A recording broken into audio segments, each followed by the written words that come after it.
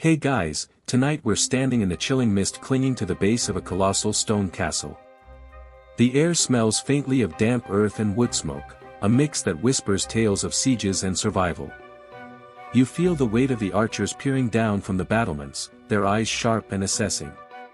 Imagine yourself as an attacker, burdened by heavy armor, inching closer to the seemingly impenetrable walls.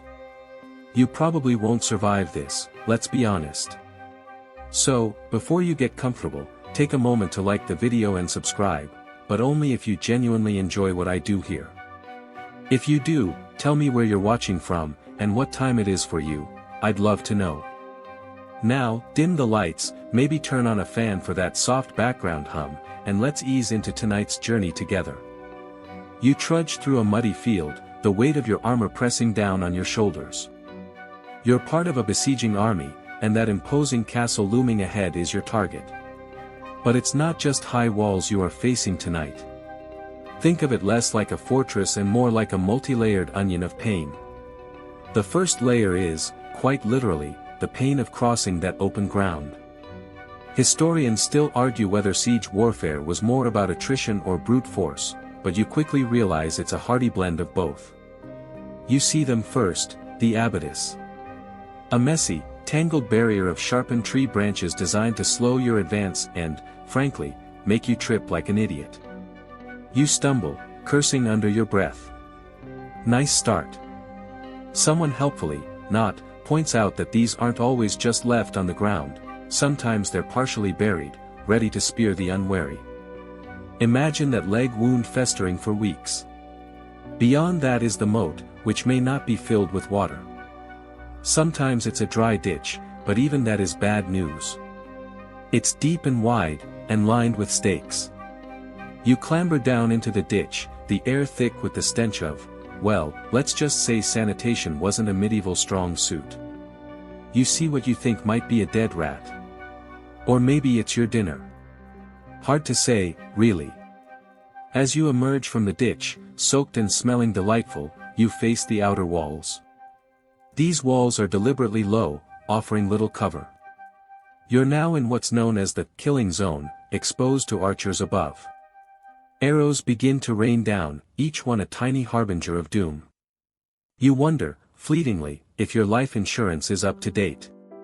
The Battle of Agincourt in 1415 showed the devastating effectiveness of English longbowmen against heavily armored French knights, and you, my friend, are essentially a slow-moving, metal-clad target.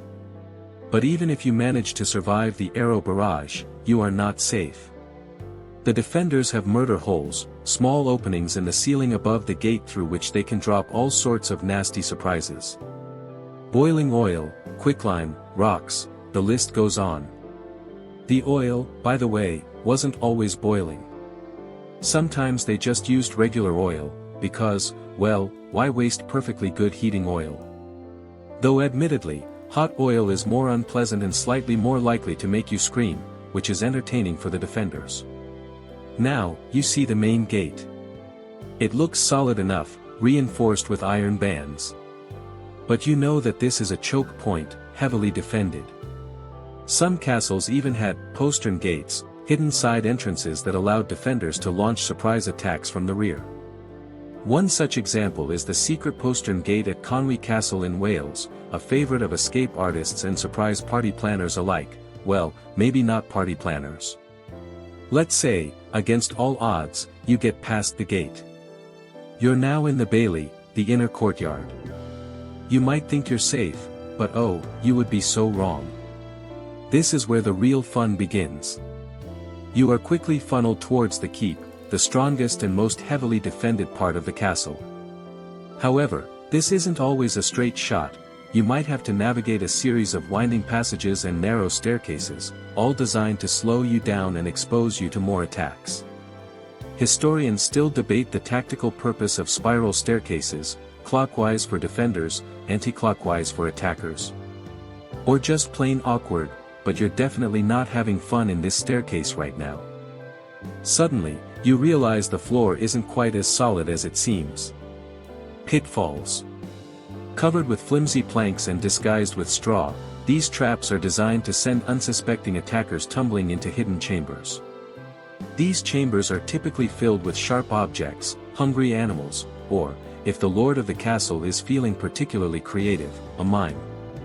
The goal here, of course, is not just to maim, but to disorient and demoralize. If you make it to the keep itself, you face the final challenge, the inner walls. These are often thicker and higher than the outer walls, making them even more difficult to scale. You see archers above, raining down more arrows. But they also have siege engines, mangonels, trebuchets, and ballistas, capable of hurling massive stones and other projectiles at you. Legend has it that some castles even used dead animals as ammunition, adding a certain je ne sais quoi to the siege. You dodge a flying cow. You finally clamber up the walls. Victory? Absolutely not. You're now on the battlements, facing the last line of defense. Defenders, armed with swords, axes, and maces, are ready to fight you hand to hand. The fighting is brutal and chaotic, a desperate struggle for survival. But more than this, you find that the top of the wall is covered in caltrops, little metal spikes which catch your feet even as you are trying to keep hold. You notice something else too, you are not alone. Scurrying between the feet are castle cats. Medieval cats weren't just cuddly companions, they were part of the castle's pest control system, keeping rats and mice away from food supplies. These cats now launch themselves at you to defend their territory. They also have fleas. But it's not just physical defenses you face. Castles were also psychological fortresses, designed to intimidate and demoralize attackers. The sheer size and imposing nature of the castle walls were enough to deter many would-be invaders. The constant threat of attack, the lack of sleep, and the ever-present fear of death all took their toll on morale. Historians still debate whether psychological warfare was more or less effective than physical defenses, but you are pretty certain you'd prefer to be at home, in bed, right about now. You collapse, exhausted and defeated. The castle stands, unbowed and unconquered. You have learned a valuable lesson: castle defense is not just about high walls, it's a complex and multifaceted system of obstacles, traps, and psychological warfare. Oh, and also cats. Alright, settle in, settle in. Maybe grab a mug of something warm. Today, we're taking a stroll back in time, way back, before even you were a twinkle in your great-great-great-grandpappy's eye. We're talking castles, baby. But not the gleaming, romantic, Disney-fied castles you're probably picturing. Nope. We're starting at the very, very beginning, with the humble, the sometimes soggy, the often, underwhelming Motte Bailey Castle. Imagine this, you're a peasant, right? You're trudged through muddy field, probably smelling distinctly of manure, or whatever passed for fertilizer back then. The sun's beating down, or maybe it's drizzling, medieval weather was rarely cooperative. You look up, and there, on the horizon, is it's a mound of dirt. A really big mound of dirt. That's your motte. And next to it, a slightly less impressive fenced-in area. That, my friend, is your bailey. Now, I know what you're thinking. That's it. That's a castle. My garden shed is more structurally sound. And, honestly, you're not entirely wrong.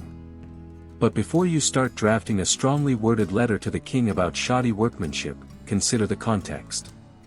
We're talking 11th century, give or take. Norman invasion of England fresh in the minds.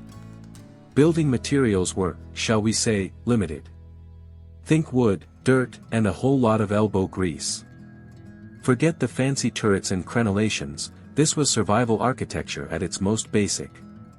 That motte, that big ol' pile of earth, it wasn't just randomly dumped there, you know. Usually it was made from the spoil dug out during the creation of a surrounding ditch, which, surprise surprise, helped with the defense. Think of it as early recycling, but with significantly less emphasis on reducing plastic waste. Your local council could learn a thing or two, right? And on top of that motte, a wooden tower, called a keep. Now, this keep wasn't exactly luxurious accommodation. Think drafty, cramped, and probably teeming with unwelcome guests like rats and spiders. Still, it offered a commanding view of the surrounding area, and, more importantly, a place to retreat to when things got hairy. And the Bailey? That fenced-in area at the foot of the Motte? That was your all-purpose zone. That's where you'd find the stables, the barracks for the soldiers, if they were lucky.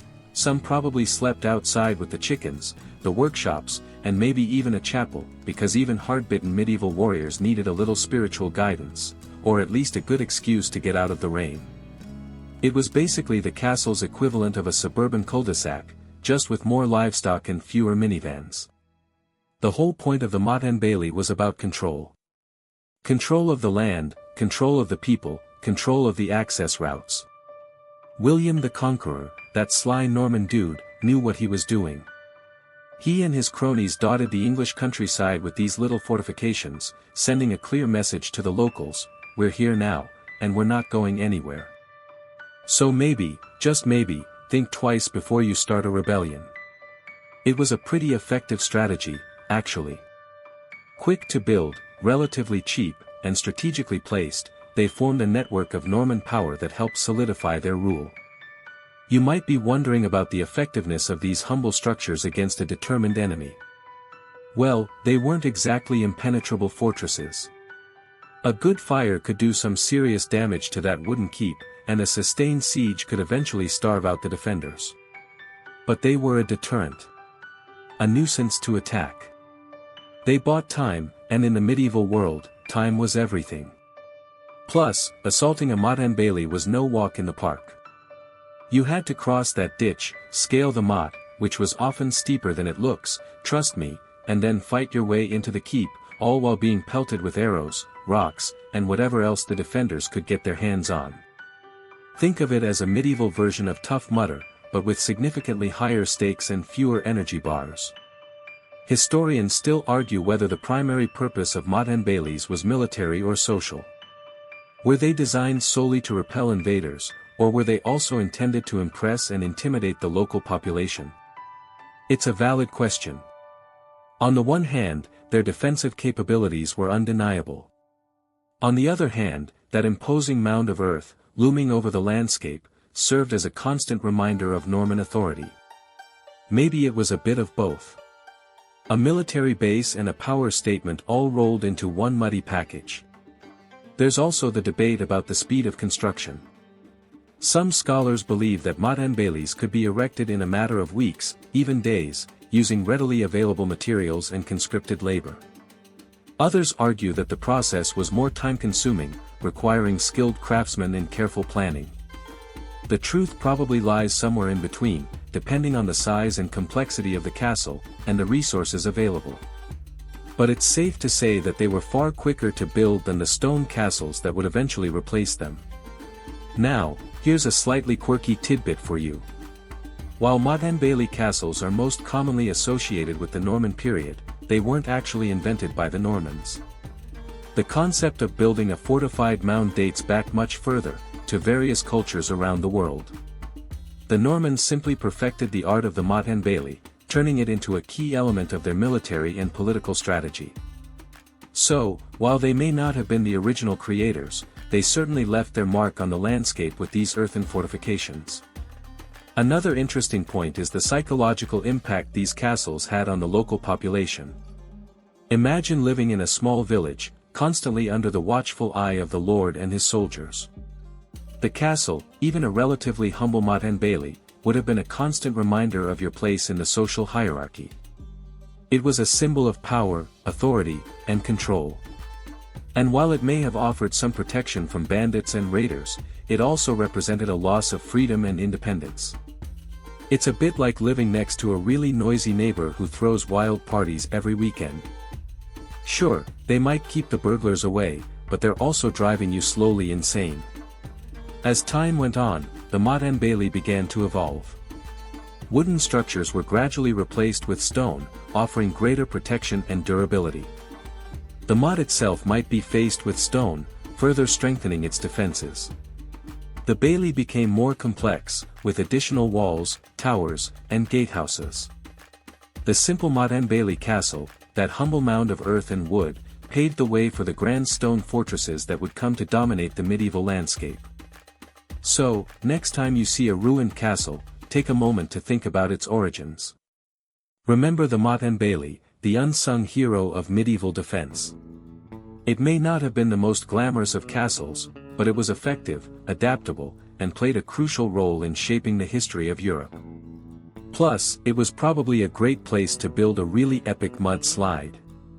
Alright, settle in, grab your favorite blankie, and maybe a lukewarm cup of something vaguely comforting. We're delving into the world of stone keeps, those imposing, sturdy structures that really take your castle game to the next level. Imagine that satisfying thunk as you upgrade from wood. Feels good, right? It should. You're basically saying, alright, world, try and get past this. You trudge through the construction site, dust motes dancing in the afternoon sun. The air smells of freshly quarried stone and the sweat of the stonemasons. They're a surly bunch, aren't they? Probably haven't had enough lukewarm tea. Watch your step, that scaffolding looks a bit precarious. You can almost feel the raw power emanating from these rising walls, the promise of a defensive bulwark that will protect your people, or at least give them a fighting chance. The rhythmic clang of hammers against chisel is almost hypnotic. You start to feel a little sleepy. That's okay. I'm here.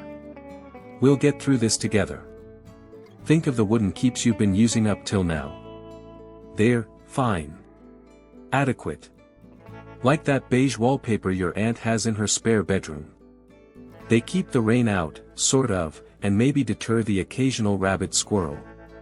But a real siege? Forget about it. A good bonfire and you're practically serving roasted villagers for dinner. Stone keeps, on the other hand, offer a significant upgrade, like trading in that beige wallpaper for an actual suit of armor. They are a testament to your expanding resources, burgeoning economy, and your frankly terrifying ambition to rule something. The transition to stone wasn't exactly overnight. Castles, as any medieval history enthusiast will tell you, evolved gradually. The earliest fortifications were often simple earthworks and timber palisades. These Motte Bailey castles were quick to build, relatively inexpensive, and perfect for a quick power grab. William the Conqueror used them extensively during his invasion of England in 1066, scattering them across the landscape like breadcrumbs for his conquering army. Think of them as the medieval equivalent of a pop-up tent.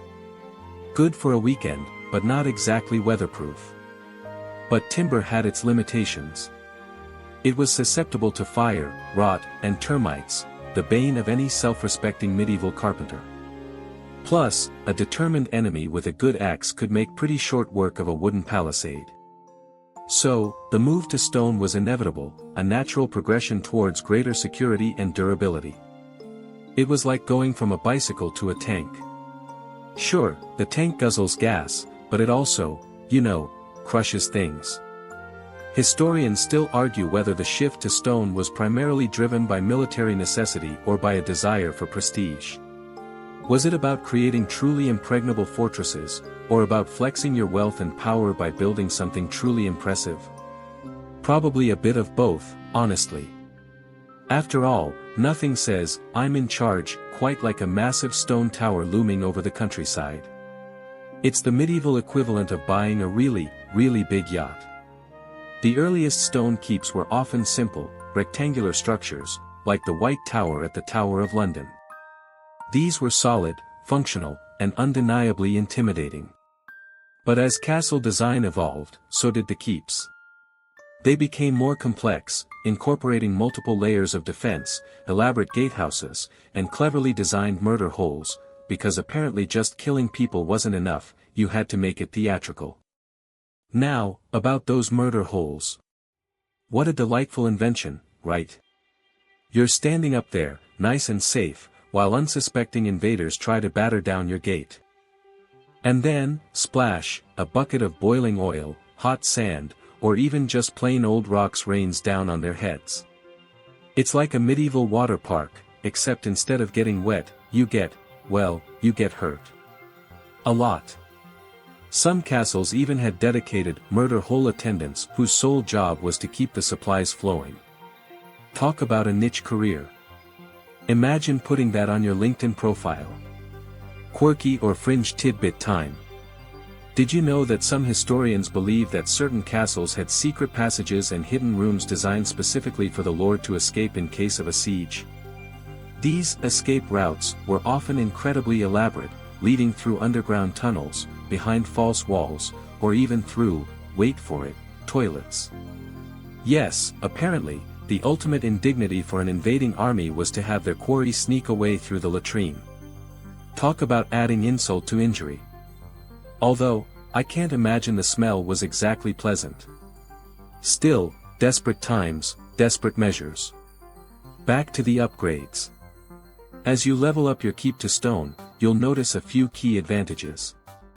For one, it takes a lot more punishment. Arrows, battering rams. Keep them coming. Trebuchets. Okay, maybe you should worry a little about those, but still, the difference is significant. It's like comparing a paper shield to a brick wall. No contest. But the benefits of a stone keep go beyond simple durability. It also serves as a command center, a strategic hub from which you can direct your forces and coordinate your defenses. From the battlements, you have a commanding view of the surrounding countryside, allowing you to spot approaching enemies and anticipate their movements. It's like having your own personal eagle's nest, except instead of eagles, you have soldiers. And archers. And maybe a few disgruntled peasants throwing rocks. The keep is also a symbol of your authority, a visual reminder to your subjects, and your enemies, that you are in charge. It's a power statement, a declaration of intent etched in stone. It's basically saying, this is my territory, and I'm not giving it up without a fight. Now, let's talk tactics. A stone keep isn't just a big, dumb rock. It's a carefully designed piece of military architecture, intended to maximize your defensive capabilities. The walls are thick and high, making them difficult to scale. The towers provide flanking fire, allowing you to target enemies attacking the walls. The gatehouse is a death trap, designed to funnel attackers into a narrow space where they can be easily picked off. It's all very efficient. And slightly sadistic. Think of the keep as the heart of your defensive strategy. It's the last line of defense, the place where you make your final stand. It's where you rally your troops, store your supplies, and, if necessary, make your last-ditch attempt to repel the enemy. It's the medieval equivalent of the Alamo, except hopefully with a slightly less tragic outcome. And while we're on the subject of defense, let's not forget about the importance of a good moat. A moat is basically a big ditch filled with water, designed to slow down attackers and make it more difficult to reach the walls. Some moats were even filled with crocodiles. Just kidding. Though, wouldn't that be awesome? Imagine the look on the faces of those invading knights when they realize they're about to become reptile food. Okay, maybe not PG-13. Sorry. Historians still argue whether the presence of a moat was primarily a defensive measure or a way to control water resources within the castle. Was it about keeping the enemy out, or about ensuring a reliable source of water for the inhabitants? Again, probably a bit of both. After all, you can't fight a siege on an empty stomach, or without a decent supply of lukewarm tea. Ultimately, upgrading to a stone keep is about more than just building a bigger, stronger castle. It's about establishing your dominance, securing your territory, and projecting your power. It's about transforming your humble wooden fortress into a formidable bastion, a symbol of your unwavering resolve. Just remember, though, even the most impressive stone keep is only as good as the people who defend it. So, make sure you have a well-trained garrison, a loyal populace, and plenty of lukewarm tea. And maybe, just maybe, you'll be able to hold out against whatever the world throws at you. Now, get some rest. You've earned it. Maybe dream of designing the perfect murder hole. Sweet dreams. Okay, settle in, settle in. Get comfy. Maybe grab a blanket. We're diving deep tonight, into the the wonderful world of curtain walls and towers.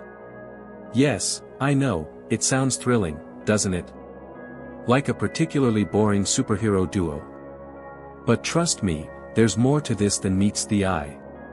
Or, more than initially fails to meet the eye. You trudge toward the castle walls.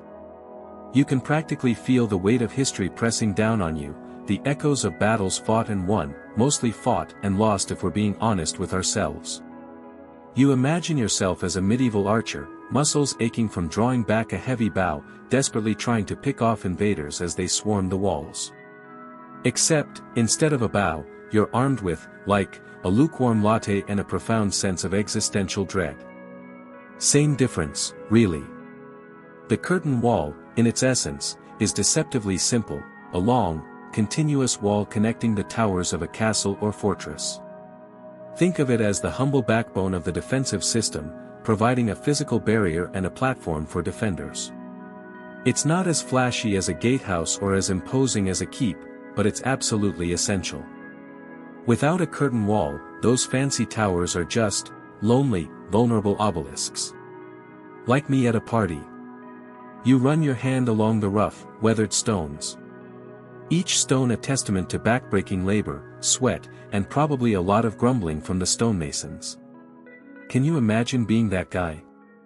Chipping away at rocks all day, every day, for years on end, knowing that your masterpiece might just get smashed to bits by a trebuchet in a few months. Talk about job security, or lack thereof. Now, the height of a curtain wall could vary dramatically depending on the terrain, available resources, and, of course, the ego of the castle's owner. Some walls were relatively low, offering a minimal level of protection, while others soared to dizzying heights, making them seem practically impregnable. In reality, no wall is truly impregnable, but hey, a little bit of intimidation never hurt anyone. Except maybe the people trying to climb the wall. Speaking of heights, have you ever wondered if medieval architects suffered from vertigo? I mean, you're building these massive structures hundreds of feet in the air, with rudimentary scaffolding and tools. It's a wonder more people didn't just plummet to their deaths. Although, statistically speaking, probably a lot of people plummeted to their deaths. Construction wasn't exactly OSHA approved back then. The thickness of the curtain wall was also crucial. A thin wall might be easier to build, but it would also be more vulnerable to siege weapons.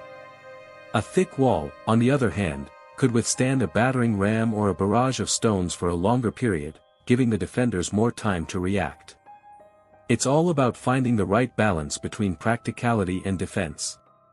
Like finding the right balance between eating the whole pizza and remembering you have to fit into your pants tomorrow.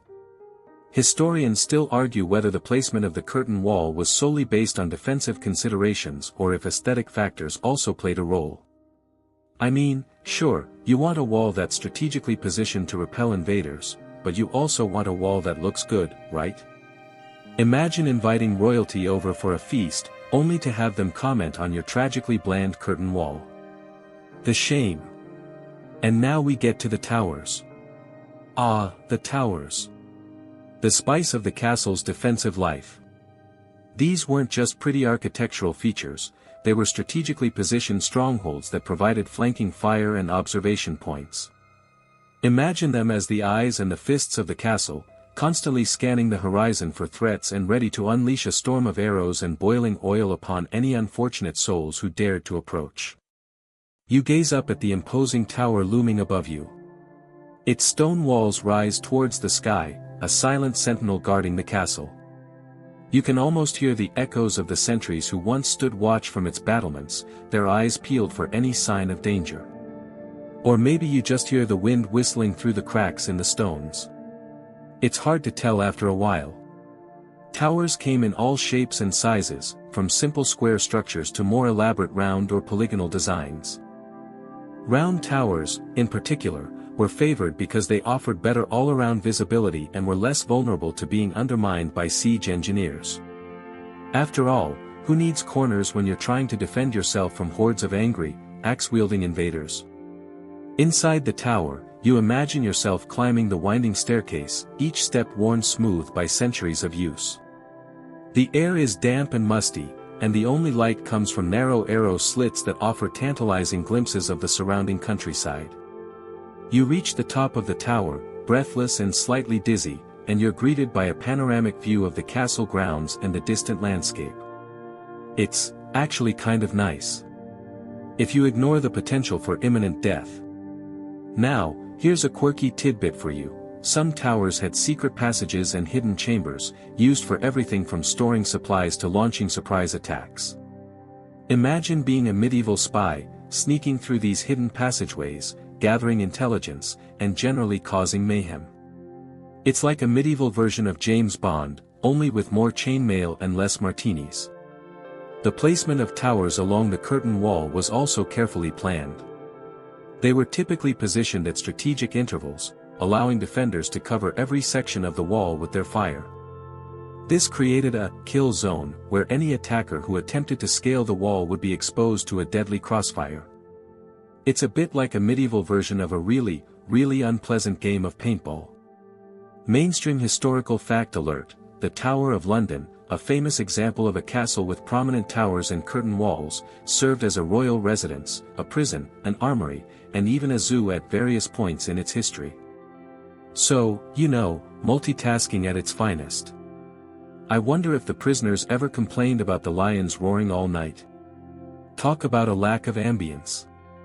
You consider the sheer ingenuity and craftsmanship that went into building these towering structures. Medieval engineers didn't have access to modern technology or advanced materials. They relied on their knowledge of geometry, their understanding of the properties of stone, and their sheer determination to create fortifications that could withstand the test of time. And, a lot of slave labor, probably. Historians still argue about the effectiveness of different tower designs.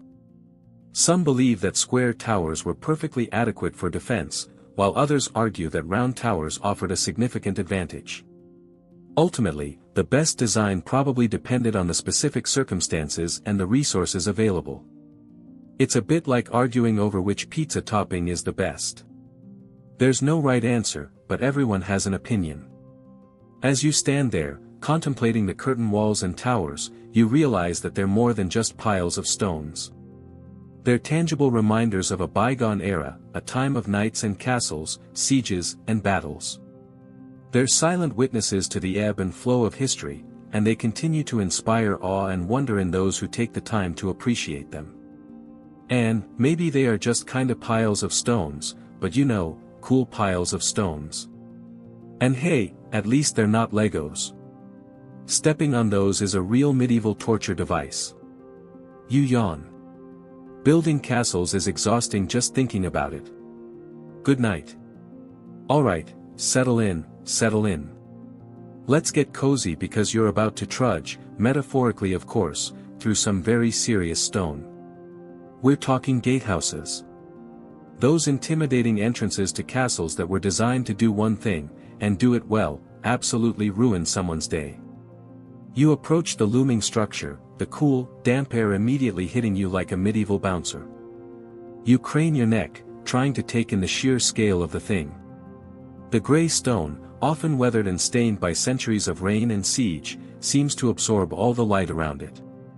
You hear the distant caw of a rook, adding to the overall sense of foreboding. Feel that chill? Yeah, that's not just the weather, that's centuries of accumulated dread clinging to the stones.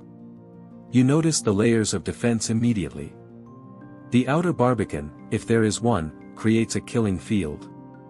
Think of it as a medieval speed bump designed to turn any charging enemy into a disorganized mess. The gatehouse itself is usually flanked by towers, providing archers and crossbowmen with overlapping fields of fire. Arrows would rain down on anyone foolish enough to attempt a direct assault. And believe me, many were foolish. You run your hand along the rough-hewn stones. Imagine the masons, chipping away with primitive tools, slowly, painstakingly building this behemoth. These were skilled laborers, true artisans in their own right. They knew their work was vital, possibly life or death, for everyone within the castle walls. Although, let's be honest, probably underpaid and overworked. Some things never change, eh? You see the arrow slits, narrow vertical openings offering protection to the defenders while allowing them to unleash a storm of projectiles. Each one is carefully angled, maximizing the field of fire while minimizing vulnerability. It's a deadly game of angles and trajectories. Historians still argue whether the placement of these slits was based purely on practical considerations or if superstitious beliefs about deflecting evil spirits also played a role. Either way, I wouldn't want to be on the receiving end. You step closer to the main gate. Usually constructed of thick, reinforced wood, often clad in iron, these gates were designed to withstand battering rams and other siege weaponry. You can almost hear the thud and splinter of wood as attackers desperately try to break through. And above, you see the murder holes. Ingeniously placed openings in the roof of the gatehouse passage, allowing defenders to drop all sorts of unpleasant surprises onto the heads of anyone who managed to breach the outer defenses. Boiling oil was a classic, though probably more often boiling water, because, you know, oil was expensive. Hot sand, quicklime, even just heavy rocks, anything to make the invaders rethink their life choices. Talk about a hostile welcome. And then there's the portcullis. The bane of many an aspiring castle attacker. This heavy, vertically sliding grille, usually made of wood or iron, could be dropped in an instant, trapping enemies in the gatehouse passage. Think of it as a medieval emergency exit, but in reverse. Once trapped, well, let's just say their escape options were limited. The gatehouse wasn't just a single defensive point, it was a complex, multi-layered system designed to funnel attackers into vulnerable positions. You might wonder, did anyone ever get through? Of course, castles fell. But a well-defended gatehouse could buy valuable time, allowing defenders to organize a counterattack or await reinforcements. You notice the remnants of a drawbridge, now long gone but once a vital part of the gatehouse defenses. The moat, if present, added another layer of protection, making a direct assault on the gatehouse even more difficult. Imagine trying to charge across a narrow, rickety drawbridge while being showered with arrows and boiling water. Not exactly a fun day at the office. But the drawbridge wasn't just about defense, it was also a symbol of power and control. It dictated who could enter the castle and who couldn't. Raising the drawbridge was a clear message, you are not welcome here. And trust me, that message was usually delivered with considerable force. You step inside the gatehouse passage and it is dark, cool, and smells faintly of damp stone and, well, something vaguely unpleasant. Centuries of human activity have left their mark. You can imagine the guards stationed here, day and night, vigilant and ever watchful. They must have been bored out of their minds. I mean, how many times can you sharpen your sword and stare at the same gate before going stir-crazy? These guys were the first line of defense. Their job was to spot trouble, raise the alarm, and hold the line until reinforcements arrived. They were the unsung heroes of the castle, the guardians of the gate. Though, knowing medieval hygiene standards, they were probably also the unsung stinkiest heroes. You explore the gatehouse further, noticing the small rooms and chambers built into the walls. These were likely guardrooms, providing shelter and accommodation for the castle garrison. You can almost hear the murmur of voices, the clatter of armor, the rustle of straw bedding. This was a place of constant activity, a hive of military life. Probably smelled great too. You find a narrow staircase leading to the upper levels of the gatehouse. You carefully ascend, the stone steps worn smooth by centuries of foot traffic. You can almost feel the weight of history beneath your feet. Each step echoes with the footsteps of countless soldiers, messengers, and even the occasional noble who wanted a better view of the surrounding countryside. You emerge onto the roof of the gatehouse, and suddenly, you're struck by the panoramic view. You can see for miles in every direction. You understand why this was such a strategically important location. From here, you could spot approaching enemies long before they reached the castle walls. Early warning was crucial in medieval warfare. Also, a nice spot to sunbathe, if you ignored the whole potential arrow fire thing. You noticed the crenellations, the alternating raised and lowered sections along the top of the walls. These provided cover for defenders while allowing them to fire down on attackers. It's a classic defensive feature, instantly recognizable and utterly effective. You also spot the machicolations, overhanging stone projections with openings at the bottom, similar to the murder holes below. These allowed defenders to drop projectiles directly onto the heads of anyone trying to scale the walls. It's a rather unpleasant surprise, to say the least. Imagine trying to climb a castle wall, only to have a bucket of hot water dumped on you. Not exactly the romantic adventure you signed up for. You think about the logistics of defending a gatehouse. It wasn't just about brute strength, it was also about planning, coordination, and communication. The defenders had to work together as a team, anticipating enemy movements and reacting quickly to threats. It was a complex and demanding task, requiring skill, discipline, and a healthy dose of courage. And probably copious amounts of ale. One quirky tidbit: some gatehouses even had elaborate systems of tunnels and secret passages, allowing defenders to escape or launch surprise attacks on the besieging forces. These hidden passages were often known only to a select few, adding an element of mystery and intrigue to the gatehouse defenses. Historians still argue whether these tunnels were actually used effectively or if they were more of a psychological deterrent.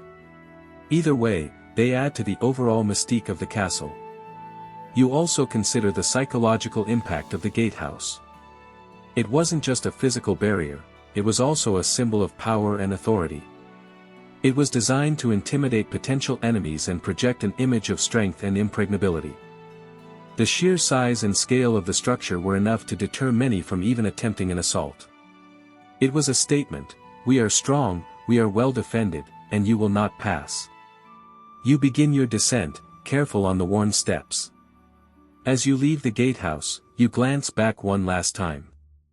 The sun catches the stone, casting long shadows that seem to dance and shift with the wind. You realize that you've only scratched the surface of what this place has to offer. It's a complex and fascinating structure, a testament to the ingenuity and determination of the people who built and defended it. But, maybe they could have used some softer lighting. And a coffee shop. Alright, time for a nap. Alright, gather round, friend, let's talk moats. Yes, moats.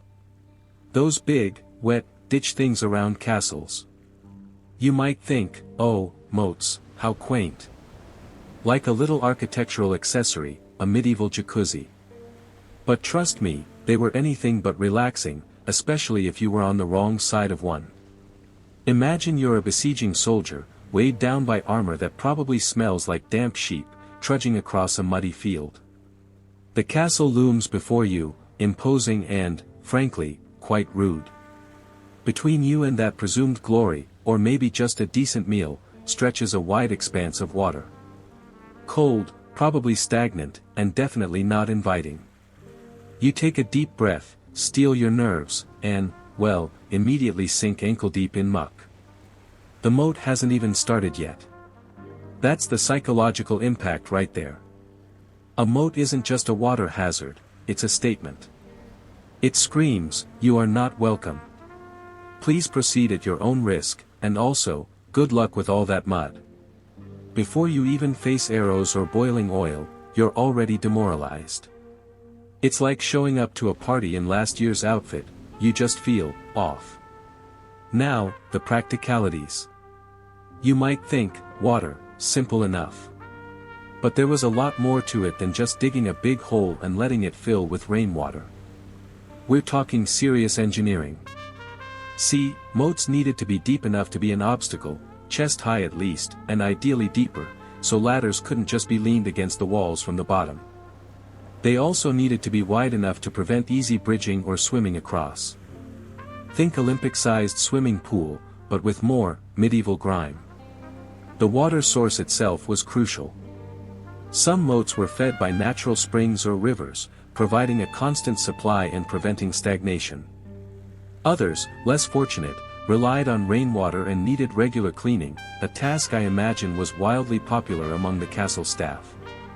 Can you picture it? Sir Reginald, champion juicer, forced to muck out the moat with a rusty bucket.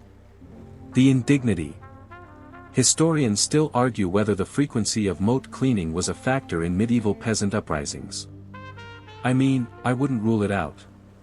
Speaking of rivers, here's a fun fact: in some cases, castles were deliberately built on islands in the middle of rivers, effectively turning the entire river into a giant, flowing moat. Talk about a commitment to security. It's like living in a permanent water park, except instead of waterslides, you have murder holes. And then, of course, there were the extras. Moats weren't just plain water, oh no. They were often stocked with, let's just say, unpleasantries. Weeds, thorny bushes, sharp stakes hidden beneath the surface, anything to make crossing even more treacherous. Some accounts even suggest that moats were used as, well, let's just call it medieval waste disposal systems. Imagine swimming through that. Suddenly, the idea of just turning around and going home seems a lot more appealing, doesn't it? Mainstream history tells us that the effectiveness of a moat depended on several factors: the depth and width of the water, the nature of the surrounding terrain, and the resourcefulness of the defenders. A well-maintained and strategically placed moat could significantly delay or even prevent a siege. It bought the defenders time to prepare, to gather supplies, and to hope that reinforcements would arrive. Because let's face it, in the Middle Ages, hope was often your best weapon. But here's a quirk for you: did you know that some castles even had dry moats? That's right, no water at all. These were basically huge ditches, often lined with sharp stakes or pits, designed to slow down attackers and make it difficult to reach the walls. They might sound less intimidating than a water-filled moat, but trust me, falling into a pit full of sharpened sticks is nobody's idea of a good time. It's like a surprise cactus garden, only less flowery. Historians still argue whether dry moats were as effective as wet moats. On the one hand, they didn't require a constant water source and were less susceptible to freezing in winter. On the other hand, they could be more easily filled in by attackers. Ultimately, it probably came down to the specific situation and the ingenuity of the engineers. Now, let's talk about animals. You may have heard the rumors. Yes, sometimes moats were stocked with creatures. Not just any creatures, mind you. We're talking about things designed to make life really unpleasant for anyone trying to cross. Now, crocodiles in English moats? Probably not. Alligators in German castles? Highly unlikely. But large fish with, impressive teeth? Much more plausible. Think oversized carp with a bad attitude. And then there were the swans. Beautiful, graceful swans. Symbols of elegance and tranquility. Until they attack you with their surprisingly strong wings and beaks. Okay, maybe swans weren't specifically trained to attack invaders, but they certainly wouldn't have made the job any easier. Plus, who wants to be the guy who attacks a swan? You'd be a pariah. Another fact for you: moats weren't just for defense. They also served as a form of early warning system. A disturbance in the water could alert the defenders to the presence of approaching enemies, giving them time to prepare. It's like a medieval security alarm, powered by slightly suspicious fish. Beyond that, moats could contribute to the castle's overall sanitation. By diverting wastewater away from the main living areas, they helped to reduce the risk of disease. Of course, this also meant that the moat itself could become a breeding ground for, well, let's just say, interesting bacteria. But hey, you can't have everything. Now, here's something you might not have considered: the impact of moats on the surrounding environment.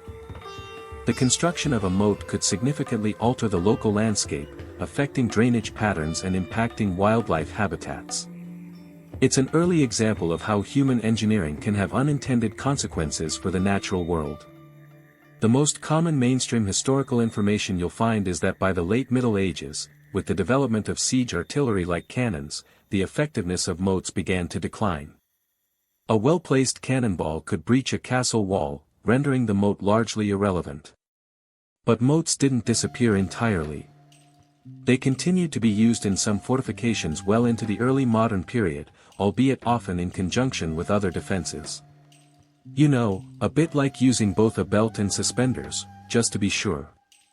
And here's a lighter note to consider: you ever thought about the dating scene in medieval castles? The moat would have been a killer wingman.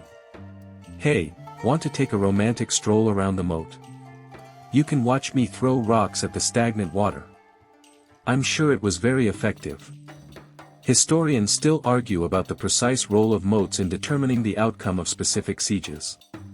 It's difficult to isolate the impact of a single defensive feature when so many other factors were at play, such as the strength of the garrison, the availability of supplies, and the skill of the besiegers.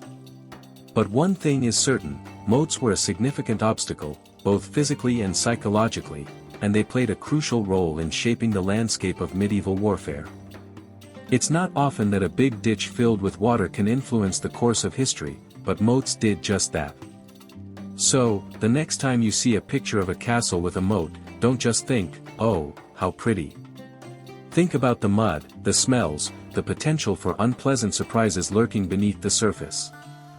Think about the soldiers slogging through the water, their armor weighing them down, their hearts pounding with fear. And then, maybe, just maybe, you'll appreciate the moat a little bit more. And you'll also be thankful you live in a world where you don't have to cross one to get to work. Sweet dreams of not falling into a moat.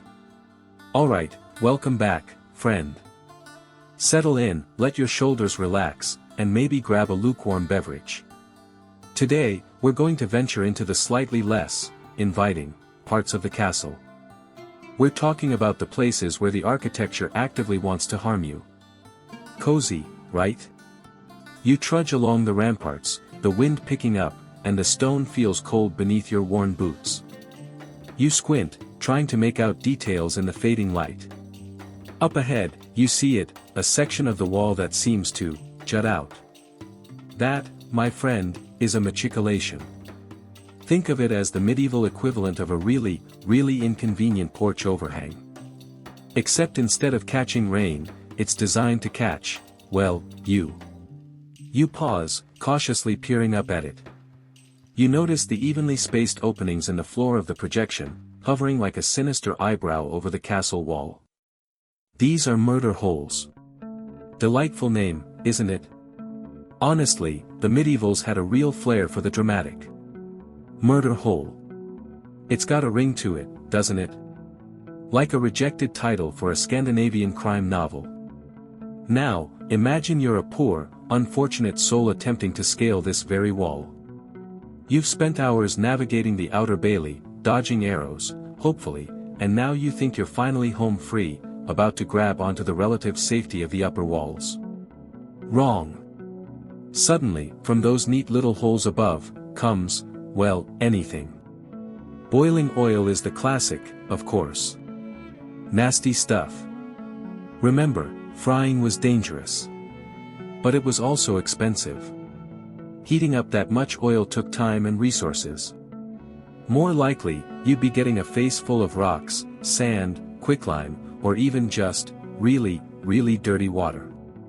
Basically, anything that would make your day significantly worse. And probably break a bone or two. Or three. The beauty of the matriculation is its simplicity. It allows defenders to attack anyone right at the base of the wall, that vulnerable spot where they're struggling to climb. It's like having a built-in bad day dispenser. And frankly, if I was designing a castle, I'd want one. I mean, who wouldn't want a bad day dispenser? Mainstream historical fact time, matriculations became more common in castle design around the 13th century. Before that, defenders relied more on simply chucking things over the walls or fighting from the battlements. But as siege warfare became more sophisticated, castle defenses had to adapt. The matriculation was a clever answer.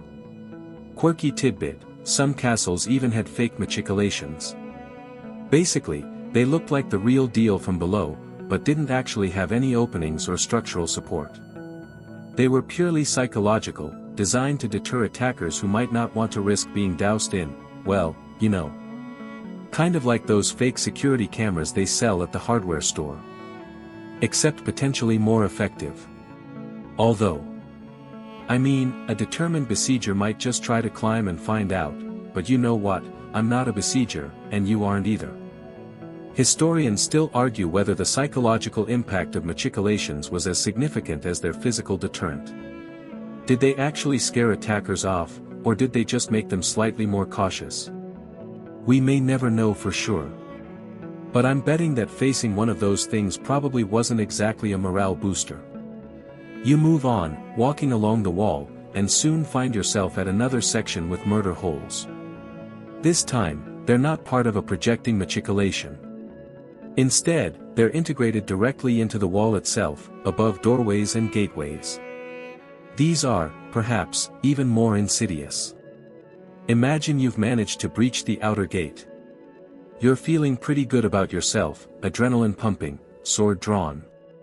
You charge into the passageway, only to be met with a hail of unpleasantness from above. You're trapped in a narrow space, with nowhere to go, completely exposed.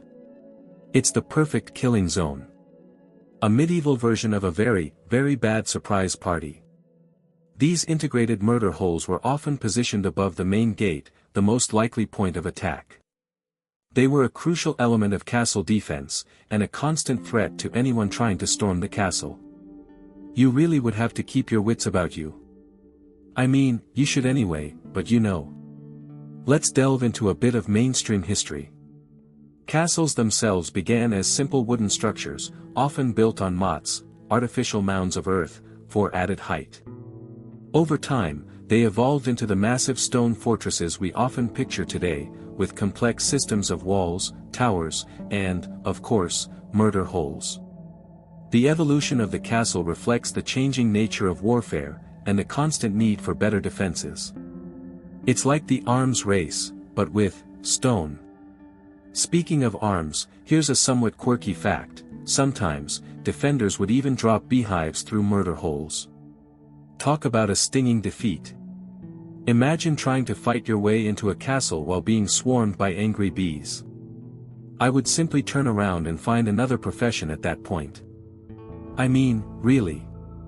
And on the subject of things that hurt, do you know the origin of the phrase, "to be in the doldrums"? Doldrums literally means downcast, but it originated in the Navy as the term for a windless region of the ocean where you simply drift, not able to make any progress. So you can see how being bombarded with boiling oil or swarmed with bees might make you feel deflated, like your sails went slack. Now, historians still argue about the relative effectiveness of different types of murder holes. Were the ones integrated into the walls more effective than those in machicolations? Did the type of projectile used make a significant difference? It's all up for debate. But one thing is clear: they were all designed to make life extremely difficult for anyone trying to get inside. You continue your tour, and come across a small, unassuming opening in the wall, not particularly high up. You might even mistake it for a window at first glance. But as you get closer, you notice that it's angled downwards, and that there's no glass or shutter. This, my friend, is a gun loop. Gun loops, or loopholes, were a later development in castle design, appearing with the advent of gunpowder weapons.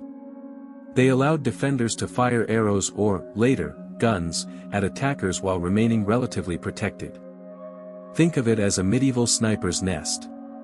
Minus the ghillie suit. And probably the comfortable chair.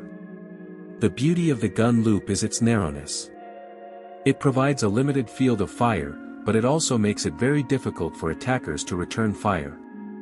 You're essentially poking a hole in the wall and sticking a weapon out, firing, and then ducking back in.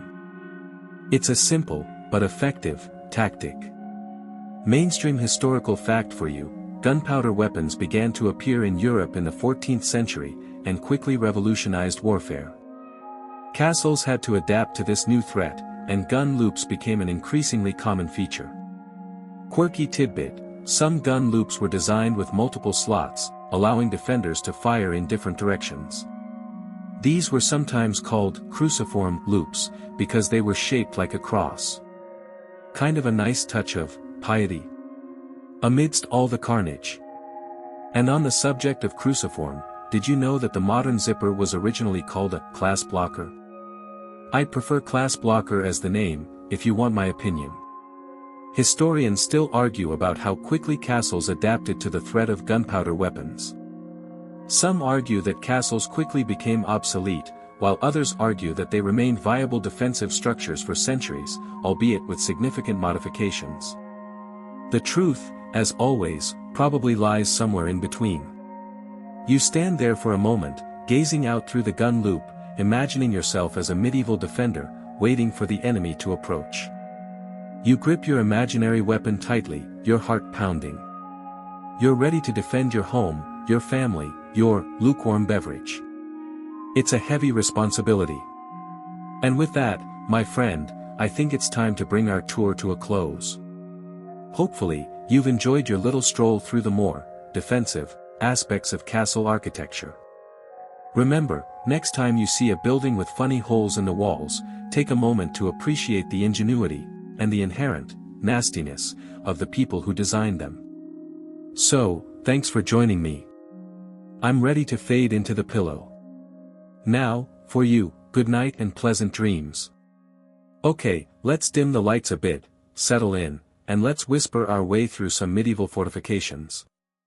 Specifically, we're diving headfirst into the world of arrow slits. Yes, those slender, vertical openings that punctuated castle walls like so many strategically placed keyholes.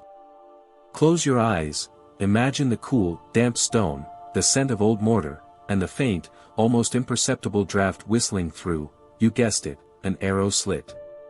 You trudge along the ramparts, the wind whipping at your cloak. If you have one, I always recommend a good cloak for historical reenactments. You notice the rhythmic repetition of these vertical openings, each one a silent sentinel watching for approaching enemies. You run your hand along the smooth, cool stone surrounding the slit, feeling the subtle craftsmanship. They aren't just haphazardly hacked out of the wall. Each one is carefully designed for a specific purpose, to allow defenders to rain down a storm of arrows on attackers while offering maximum protection. Now, the first thing you probably think is, wow, that's a narrow space. How effective could that possibly be? And that's a fair question. But you have to remember, folks, that medieval warfare wasn't exactly known for its precision. Ranged combat was about volume, about area of effect. The goal wasn't always to get a direct hit, sometimes, just peppering the enemy with enough projectiles to make them think twice was the strategy. Think of it like trying to swat a fly with a rolled-up newspaper. You might not nail it on the first try, but eventually, that fly's going to regret entering your airspace. You peer through the arrow slit, trying to imagine the scene during a siege. Below, a seething mass of attackers, trying to scale the walls, batter down the gates, or just generally cause a ruckus. And you, safely ensconced behind this cleverly designed opening, have the distinct advantage. You see, the brilliance of the arrow slit lies in its shape. Most commonly, they widen on the inside, forming a sort of funnel. This allowed the archer a wider field of fire. They could move their bow from side to side, up and down, targeting multiple enemies. Meanwhile, the narrow exterior opening minimized the risk of return fire. It was a classic case of defensive advantage. Think of it like a medieval version of a peep show, except instead of questionable entertainment, you're delivering, well, let's call it, kinetic energy, to your uninvited guests. Historians still argue whether the precise dimensions of arrow slits were determined by mathematical formulas, practical experience, or the whims of the master mason. Some believe that complex calculations were involved, optimizing the field of fire and minimizing vulnerability. Others suggest it was more a matter of trial and error, with masons learning from past successes and failures. And still others, well, some fringe theories propose that the placement of arrow slits was dictated by astrological alignments or secret codes. I personally think it was probably a bit of all three, because, you know, why not? Medieval folks were just as likely to believe in astrology as they were to use geometry to build a proper castle. We're all a little bit weird, really. Now, while arrow slit is the common term, they weren't always just for arrows. Some were designed for crossbows, which had a different firing arc and required a slightly wider opening. And some were even adapted for early firearms, although those tended to create some structural instability, because, well, gunpowder is pretty explosive. Imagine trying to fire a cannon through a glorified mail slot. It's not going to end well for the mail slot, or the wall around it. You continue your walk along the wall, noticing variations in the arrow slits. Some are simple vertical slits, while others have a horizontal crossbar, forming a cruciform shape.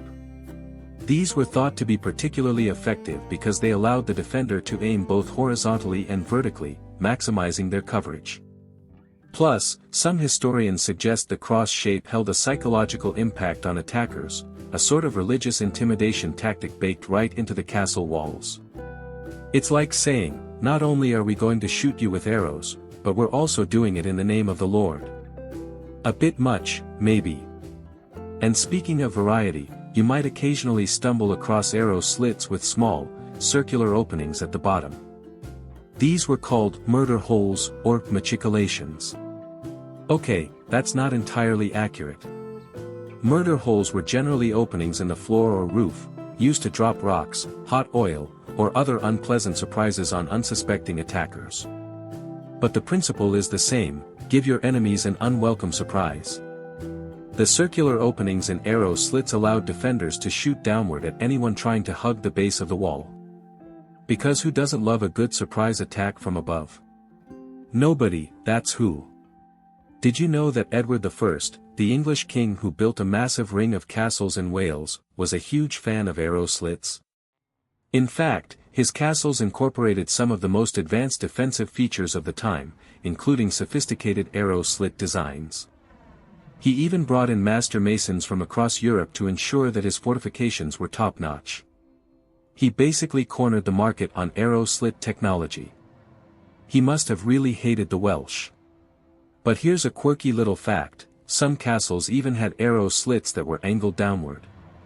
These were particularly useful for defending ditches and moats, allowing defenders to shoot at attackers who were trying to fill them in or cross them. It's like a medieval drive-by shooting, except instead of a car, you're using a castle, and instead of bullets, you're using arrows. Classy. You lean against the cool stone, a sense of drowsy contentment washing over you. The sun is beginning to set, casting long shadows across the courtyard below. The wind whispers through the arrow slits, creating a haunting melody. It's peaceful now, but you can almost hear the echoes of past battles, the clang of steel on steel, the cries of the wounded, the whoosh of arrows piercing the air. The arrow slit, so simple in its design, played a crucial role in medieval warfare.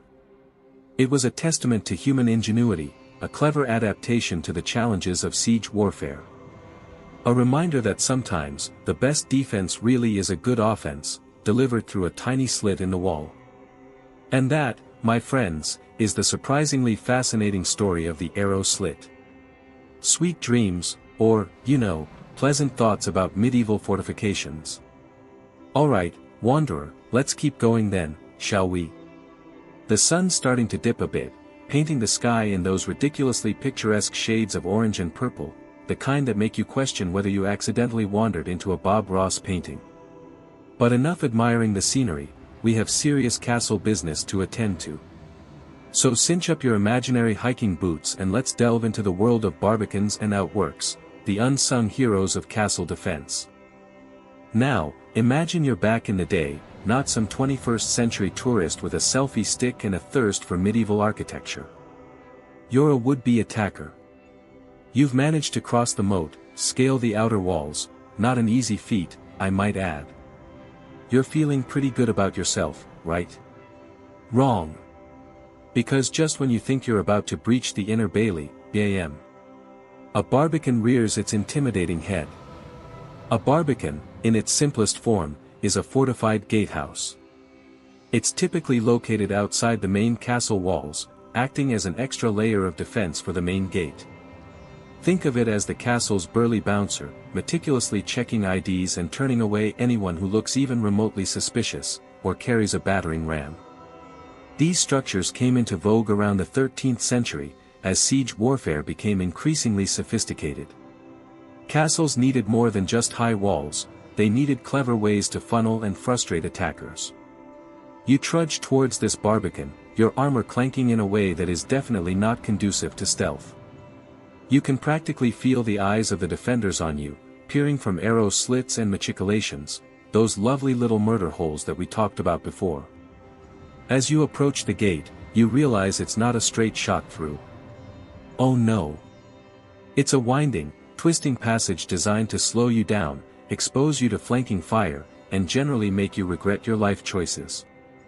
Smooth move, castle builders. Inside, the barbican is a maze of corridors, portcullises, and strategically placed obstacles. You push forward, dodging arrows, or at least imagining you are, health and safety regulations, you know, and trying to avoid the conveniently placed oil that is being poured, or pretending to be poured down on your head. This isn't exactly a walk in the park, is it? More like a jog through a heavily armed obstacle course designed by someone with a serious grudge. The whole point of a barbican was to create a killing zone. It was a space where the defenders had the advantage, able to rain down projectiles from multiple angles while the attackers were trapped and vulnerable. It's a bit like being stuck in a room with a bunch of angry medieval engineers who've just had their coffee stolen. Not a pleasant experience. Historians still argue whether barbicans were primarily defensive structures or also served a psychological purpose. Were they built to genuinely repel attacks, or just to intimidate the enemy and make them think twice about assaulting the castle? Personally, I reckon it was a bit of both. It's hard to stay motivated when you're facing an intricate maze of death, I mean defense. And, you know, speaking of intimidating architecture, there's a curious, though unsubstantiated, theory floating around that some barbicans, especially those attached to royal castles, were designed to subtly resemble the king's face in profile.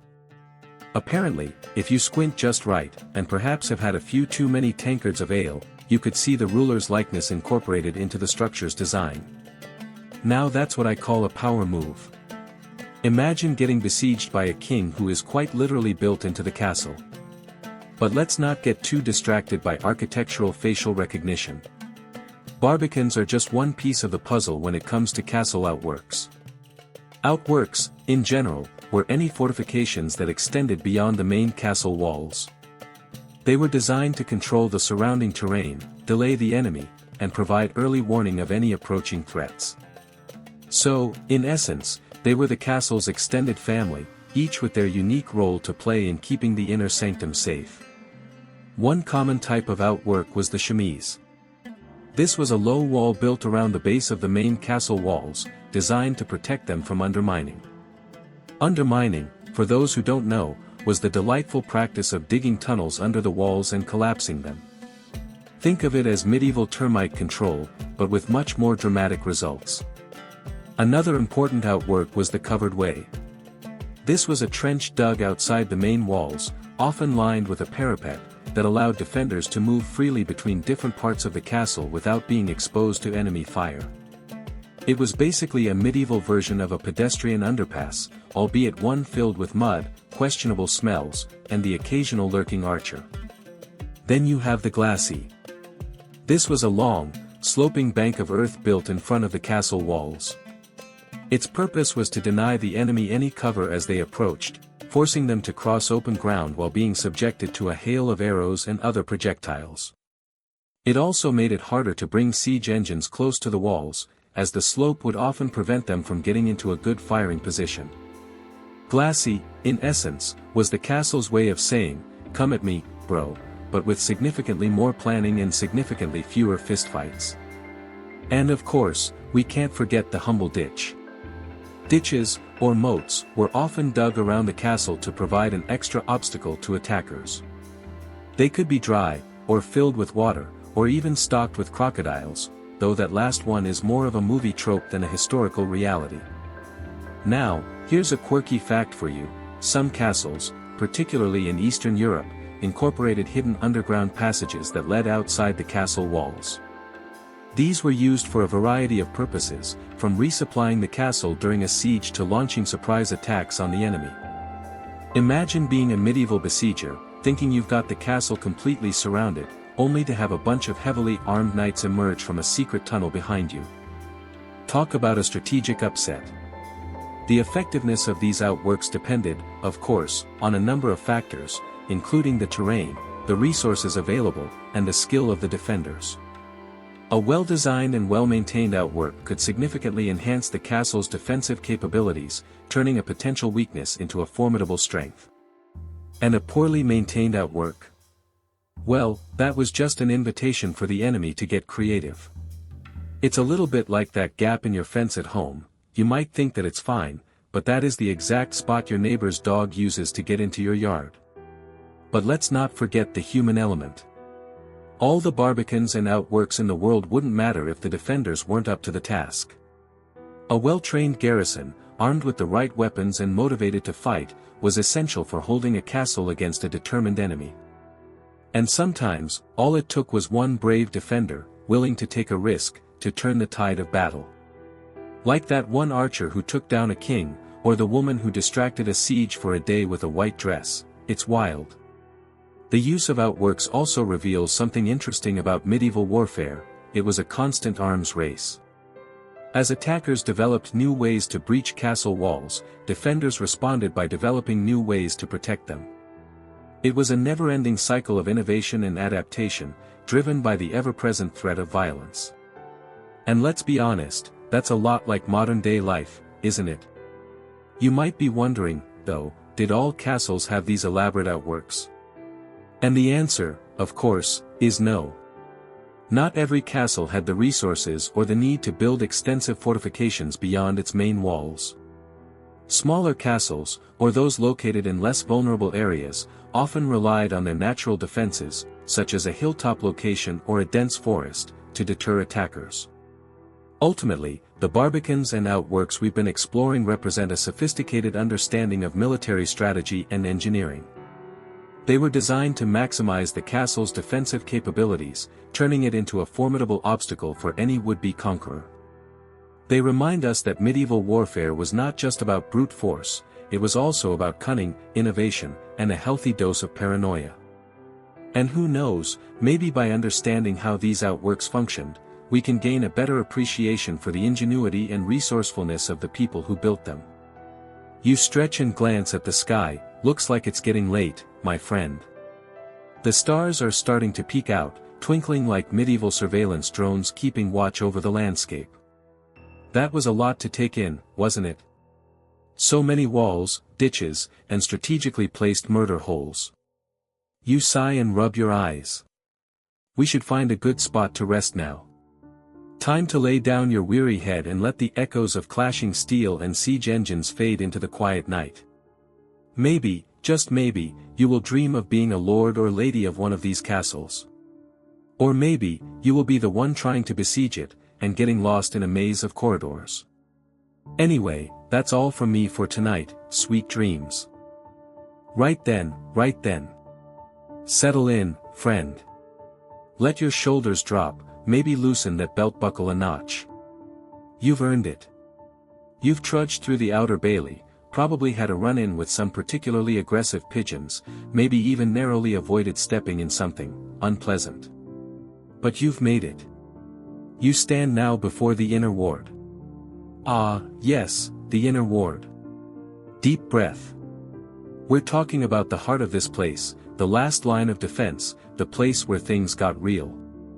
Feel the weight of the stone beneath your boots. It's probably been here for centuries, felt the tread of countless feet, knights, nobles, maybe even a particularly determined goat or two. You can almost feel the history seeping up through the soles of your shoes. Or maybe that's just the damp. Probably the damp. You wouldn't want to get athlete's foot from the Middle Ages now, would you? Look around. Notice how much smaller the inner ward is compared to the Outer Bailey. That's not an accident. This isn't some medieval real estate blunder. No, this was all very deliberate. Think of it as a funnel, a killing zone. An attacker who somehow breached the outer walls and Bailey would now find themselves crammed into a much smaller space, making them easier to target and harder to maneuver. Imagine trying to parallel park a siege engine in here. Good luck with that. See those walls? Thicker, aren't they? They're built to withstand a serious pounding. And those towers? Strategically placed to offer maximum crossfire. Every angle is covered. There's no place to hide. It's basically a medieval, less fun version of laser tag. You'd be running around yelling, pew pew pew. But instead of points, you'd get an arrow in the posterior. Not quite the same thrill, is it? Think about what this meant for the defenders. They were essentially making their last stand here. This was it. Fight or die. You could feel the weight of that decision on their shoulders. Talk about pressure. I get stressed just deciding what to have for lunch. Imagine knowing the fate of your entire kingdom rested on your ability to aim an arrow.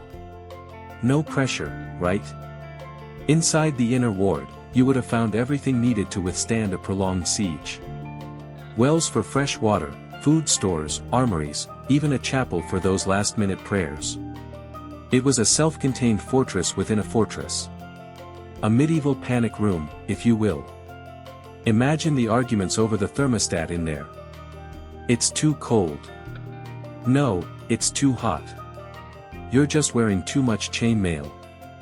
You might also find the most important buildings in the castle located within the inner ward, like the Great Hall or the Lord Solar, his private living quarters.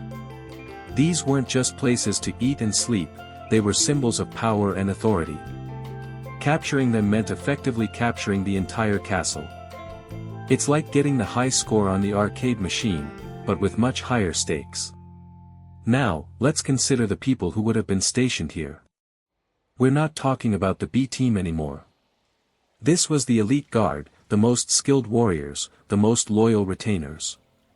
These were the guys you trusted with your life, the ones who knew all your embarrassing secrets, the ones who could probably beat you in arm wrestling, even though you'd never admit it. They would have been heavily armed and armored, ready to fight to the death. Think of them as the medieval equivalent of Navy SEALs, but with slightly worse dental hygiene. And probably less access to protein shakes. Historians still argue whether the placement of specific buildings within the inner ward was purely strategic or also held symbolic significance. Was the chapel always placed near the Lord Solar to remind him of his divine duty? Was the armory located close to the gate to ensure a quick response to any attack? It's these little details that make history so fascinating, isn't it?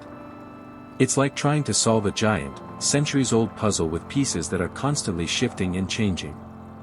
Okay, a little bit of historical context, shall we? The development of the inner ward as a distinct and heavily fortified area really took off in the 12th and 13th centuries, as castle design became more sophisticated. This was the era of the Great Crusades and the rise of powerful noble families, all vying for land and influence.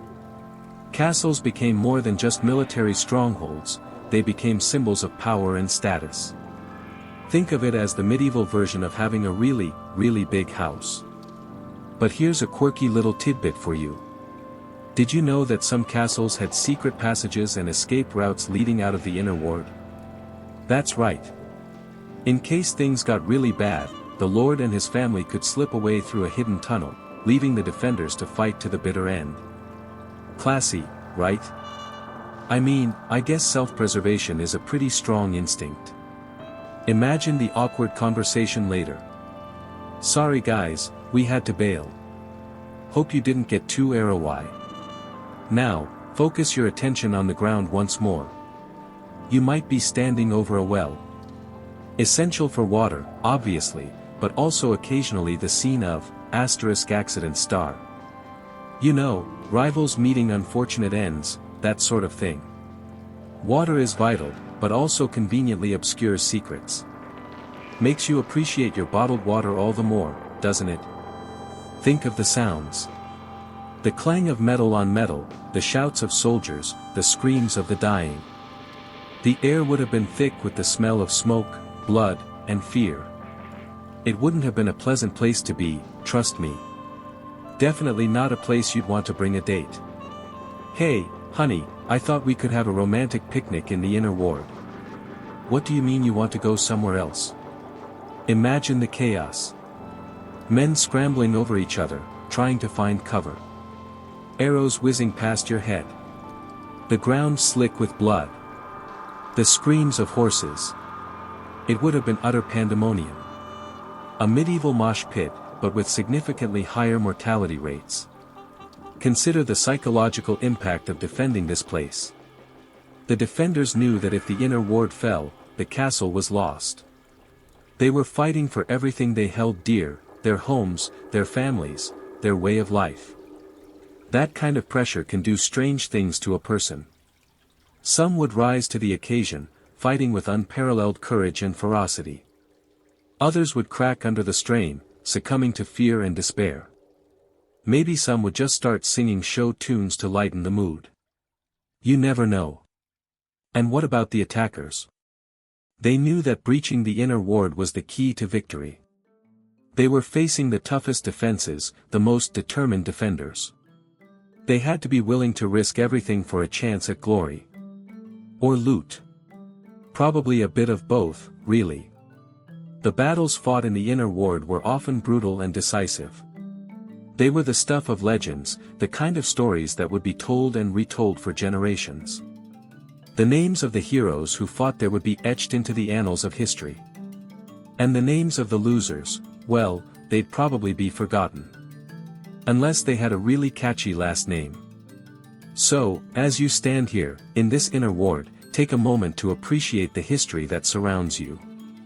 Imagine the battles that were fought here, the lives that were lost, the sacrifices that were made. Feel the weight of the past, the echoes of the centuries. And maybe, just maybe, you'll gain a new understanding of what it meant to live and die in a medieval castle. Or at least, you'll have learned a few interesting facts to impress your friends at the next trivia night. Did you know the inner ward was basically a medieval panic room? Boom. Knowledge bomb. But don't linger too long, my friend.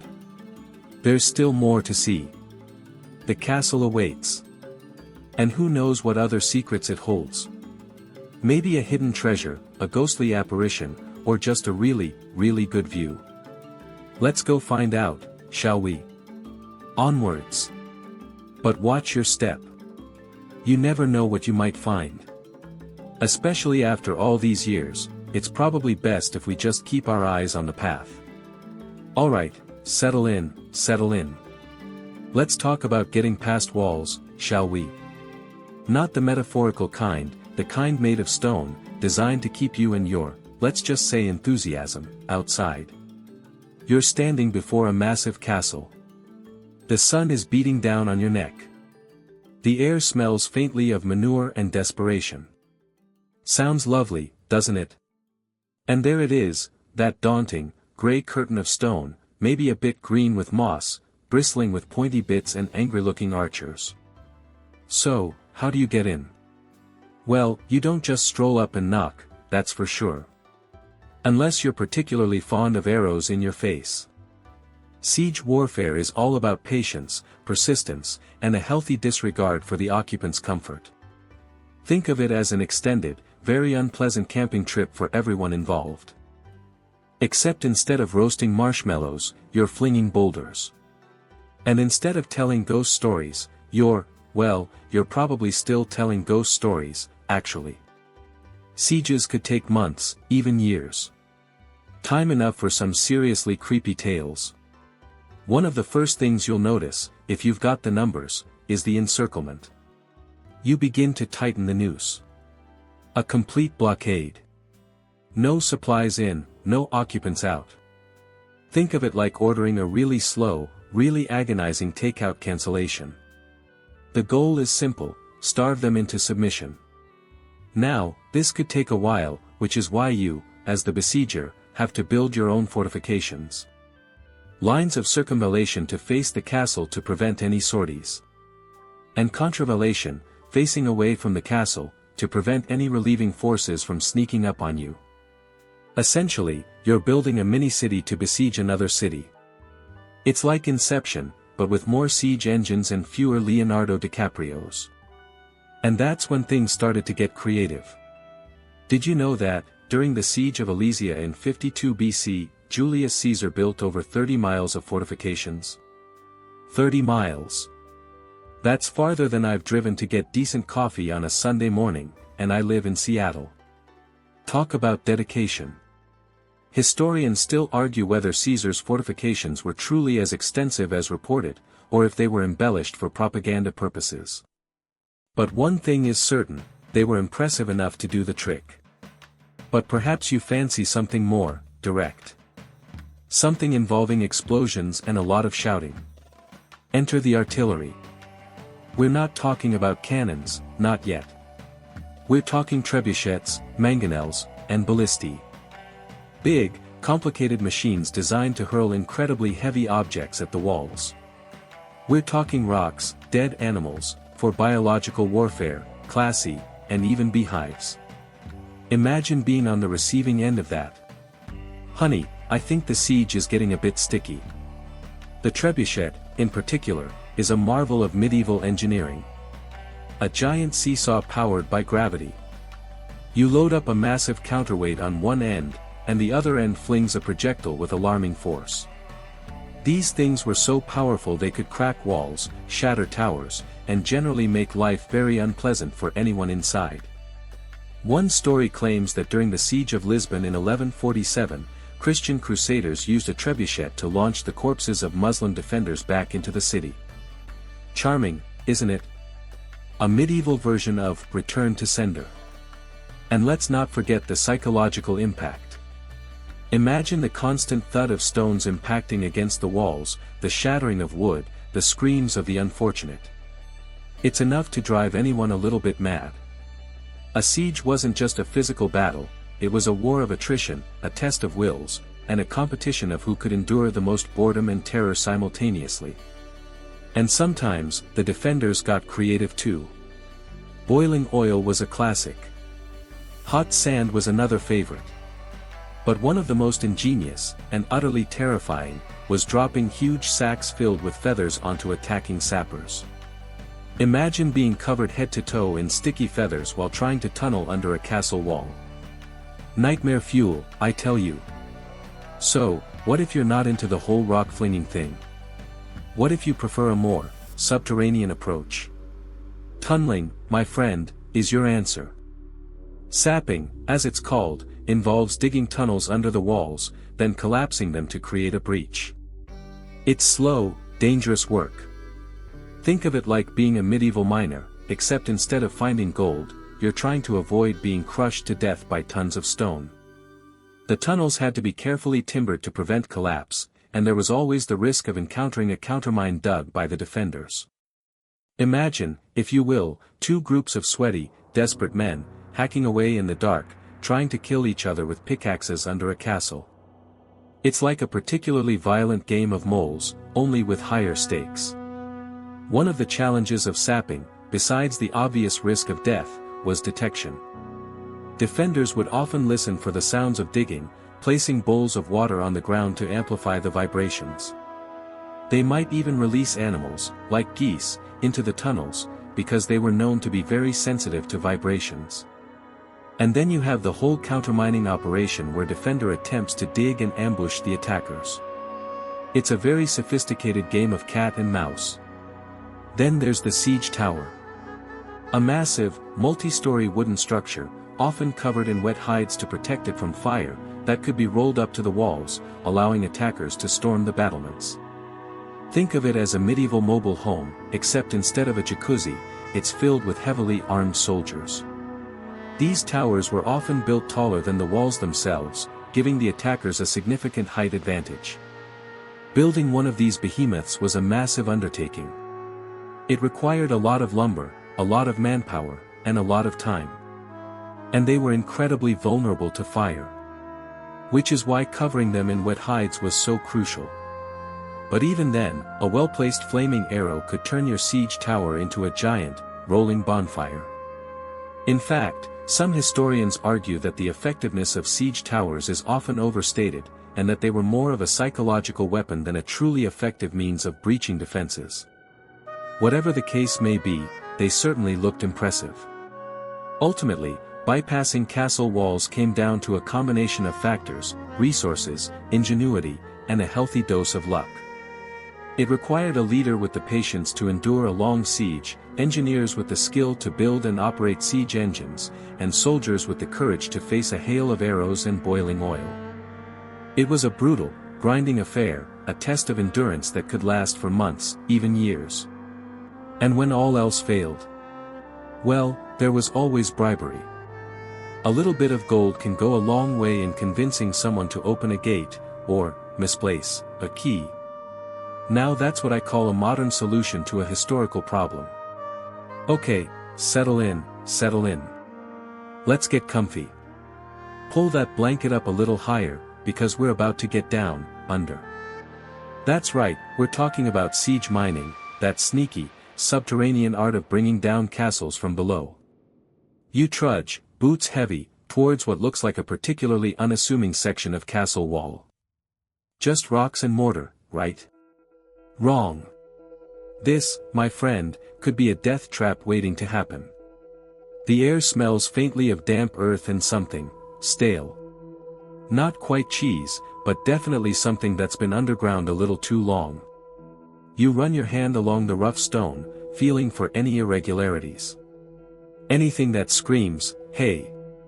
I'm the entrance to a secret tunnel." Of course, if it was that obvious, the defenders would have found it ages ago. Think about it, you're a besieged castle lord. You've got archers on the walls, boiling oil ready to pour, and probably a few grumpy knights itching for a fight.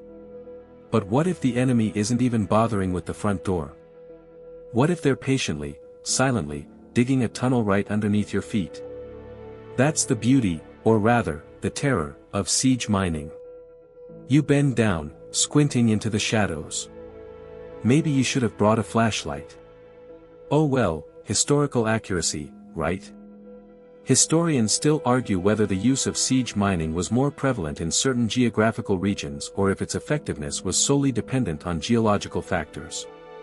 Some say it was the rocky terrain of places like France that made it so popular, while others argue that a soft, easily worked soil was the key. Now, the basic principle is pretty straightforward. You dig a tunnel from a safe distance towards the base of the castle wall. You shore it up with wooden supports, because nobody wants a medieval dirt nap. And then, once you reach your target, you fill the tunnel with flammable materials, wood, straw, maybe even a little bit of that suspicious-smelling stuff, and set it on fire. The supports burn away, the tunnel collapses, and hopefully the wall comes tumbling down with it. Simple, right? As simple as making toast. But with a much higher probability of death. One of the earliest recorded uses of siege mining dates all the way back to ancient Greece, during the siege of Plataea in 429 BC. The besieging Spartans and their allies attempted to undermine the city's walls, though the Plataeans were able to counter their efforts. And countermining, as you can imagine, was a whole other level of subterranean warfare. You imagine the chaos. The cramped tunnels, the flickering torchlight, the constant fear of collapse. And the even greater fear of bumping into someone digging towards you from the other side. Like some sort of medieval mole-person standoff. Though, frankly, I'd be more worried about cave crickets. They're creepy. But the fringe tidbit for you to chew on is this: some historical accounts suggest that siege miners would sometimes use trained animals, like cats or even pigs, to detect the presence of enemy tunnels. The animals, with their keen senses of smell and hearing, could supposedly pick up on the vibrations and scent of the opposing miners. Talk about your tactical support animals. You brush some dirt off your trousers. The tunnel exit, if there is one, is eluding you. Let's consider the tools of the trade. Forget your fancy power drills and laser levels. We're talking pickaxes, shovels, baskets for hauling dirt, and maybe a sturdy helmet. Though I doubt they had OSHA-approved headgear back then. And speaking of safety, can you imagine the workers' compensation claims? Injured by collapsing tunnel while attempting to overthrow a kingdom. That's a paperwork nightmare right there. The noise alone must have been deafening. Imagine the constant chipping and scraping echoing through the earth. You'd think the defenders would hear something, but often, the sounds were masked by the general din of a siege, the catapults, the trebuchets, the screaming of terrified peasants. It's like trying to hear a whisper in a rock concert. You kick a loose stone, sending it skittering across the ground. Still nothing. You're starting to feel a little claustrophobic. Let's think of happier thoughts. Like cake. Another mainstream historical fact is the story of the siege of Rochester Castle in 1215, during the First Barons' War. King John's forces successfully undermined one of the castle's towers, causing it to collapse and allowing them to gain entry. It was a decisive moment in the siege, and a testament to the effectiveness of siege mining. One of the clever tactics used by defenders was to flood their own tunnels, hoping to drown the attackers. Or they'd release smoke or noxious gases into the tunnels, trying to suffocate them. It was a brutal, desperate game of cat and mouse, or rather, mole and mole. Historians still argue whether the psychological impact of siege mining was more significant than its actual destructive capabilities. The constant fear of imminent collapse, the uncertainty of where the enemy might strike next, could wear down the defenders' morale just as effectively as the falling walls. You take a deep breath, trying to shake off the feeling of being watched. It's probably just the squirrels. Or maybe the ghosts of long-dead miners, forever trapped beneath the castle walls. You decide to move on, heading towards another section of the fortifications. Maybe you'll have better luck there. But before you do, consider this: sometimes, the miners wouldn't even bother collapsing the walls. Instead, they would tunnel directly into the castle itself, emerging inside the bailey or even the Great Hall. Imagine the look on the faces of the defenders when a group of sweaty, dirt-covered miners suddenly popped out of the floor during dinner. Talk about ruining the ambience. They'd be complaining about the service, I tell you what. You walk along the perimeter, scanning the ground. The sun is starting to dip below the horizon, casting long, ominous shadows. This whole thing has you thinking, could the legend of leprechauns guarding pots of gold at the end of the rainbow have its roots in historical truth? Perhaps these mythical creatures were simply skilled, short-statured miners, jealously guarding their subterranean secrets and the treasures they unearthed. Okay, maybe that's a bit of a stretch. But you keep searching, fueled by a strange mixture of curiosity and morbid fascination. Suddenly, you spot something, a small, almost imperceptible depression in the earth near the base of the wall. It's barely noticeable, but something about it catches your eye. You kneel down and brush away the loose dirt. And there it is. A narrow, dark opening, just big enough for a person to crawl through. This has to be it. The entrance to a siege mine. I'd love to see what's down there, but I think I'll leave it to you to have the pleasure. I'm perfectly happy up here where the spiders are a little less aggressive. Alright, settle in, settle in. Let's get cozy, shall we? You trudge through the mud, the air thick with the smell of wood smoke and, well, let's just call it, manure perfume. You can practically taste the grit on your teeth. The cacophony is astonishing, shouting, the rhythmic clang of metal on metal, the whinnying of terrified horses. You are, my friend, on a medieval battlefield, and not just any battlefield. You're staring at a siege. And those things looming in the distance. Those are siege engines. Now, you might think, oh, siege engines, catapults, trebuchets, boring. But trust me, they were far more sophisticated, and frankly, far more terrifying, than you probably imagine. Think of them as the medieval equivalent of shock and awe. Their whole purpose was to inspire abject terror in the hearts of those cowering behind the castle walls. So, let's delve into the world of battering rams and projectile hurlers, shall we? First up, let's consider the battering ram. Simple in concept, brutally effective in execution. Imagine a massive log, often reinforced with iron, swinging back and forth against a gate until, boom. Splintered wood, crumbling stone, and sheer panic. You see one now, and it's surprisingly underwhelming, honestly. It's just a big log, suspended by ropes within a wooden frame, like some sort of medieval playground swing set gone horribly wrong. You watch the men, stripped to the waist and glistening with sweat, heave the ram back. Thunk. It hits the gate. Nothing. Thunk. A few splinters. Thunk. A collective groan from the defenders above. And then, crack. A hairline fracture appears in the wood of the gate. Hope flickers in the eyes of the attackers. Battering rams, as you can probably guess, weren't exactly subtle.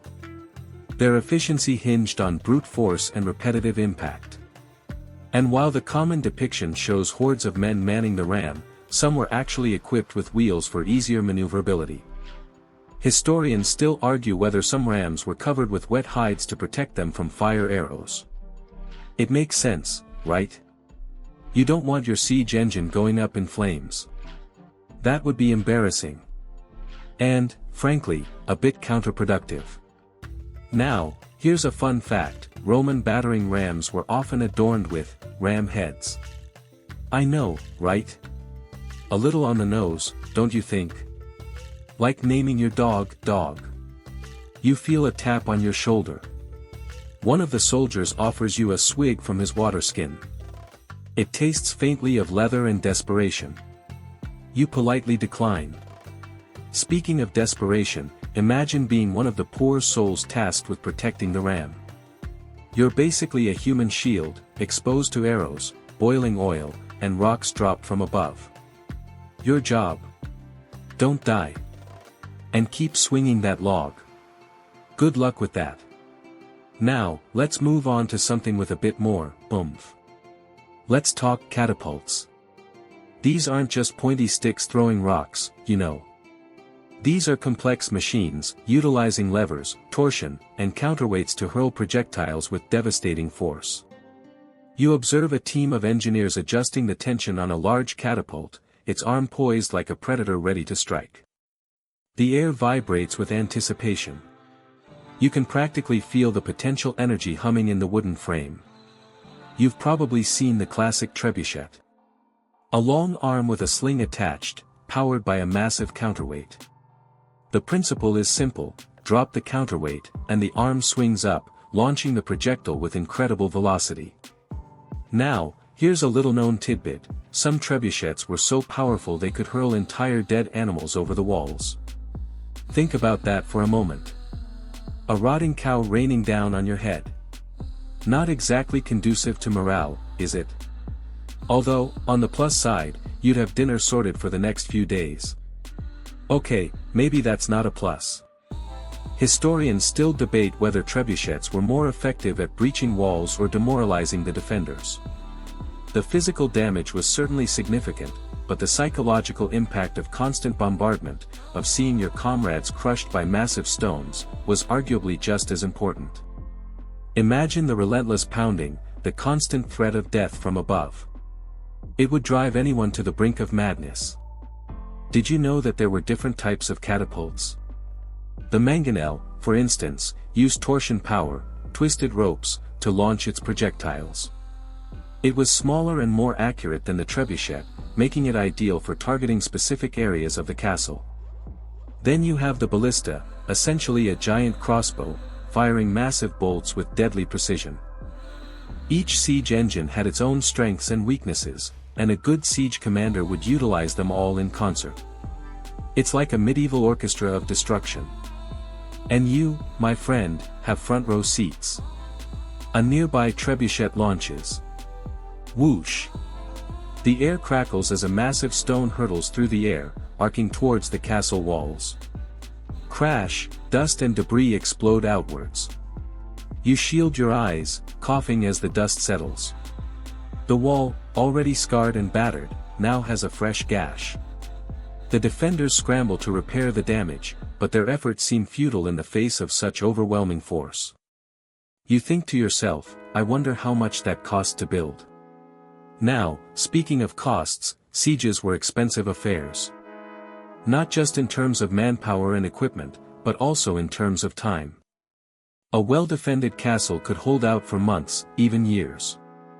This is why siege warfare often involved a combination of brute force and other methods. Like, for example, undermining the walls. You see a group of miners disappear into a dark tunnel, armed with picks and shovels. Their task? To dig beneath the castle walls and collapse them from below. Undermining was a dangerous and time-consuming process. You see, the defenders weren't just sitting around twiddling their thumbs. They were listening for the telltale sounds of digging, and countermining, digging their own tunnels to intercept the attackers. Imagine the horror of being trapped underground, in the darkness, fighting hand-to-hand with the enemy. Claustrophobia mixed with deadly combat. Not a pleasant way to spend an afternoon. Historians still argue about how effective undermining actually was. Sometimes, the tunnels would collapse prematurely, burying the attackers alive.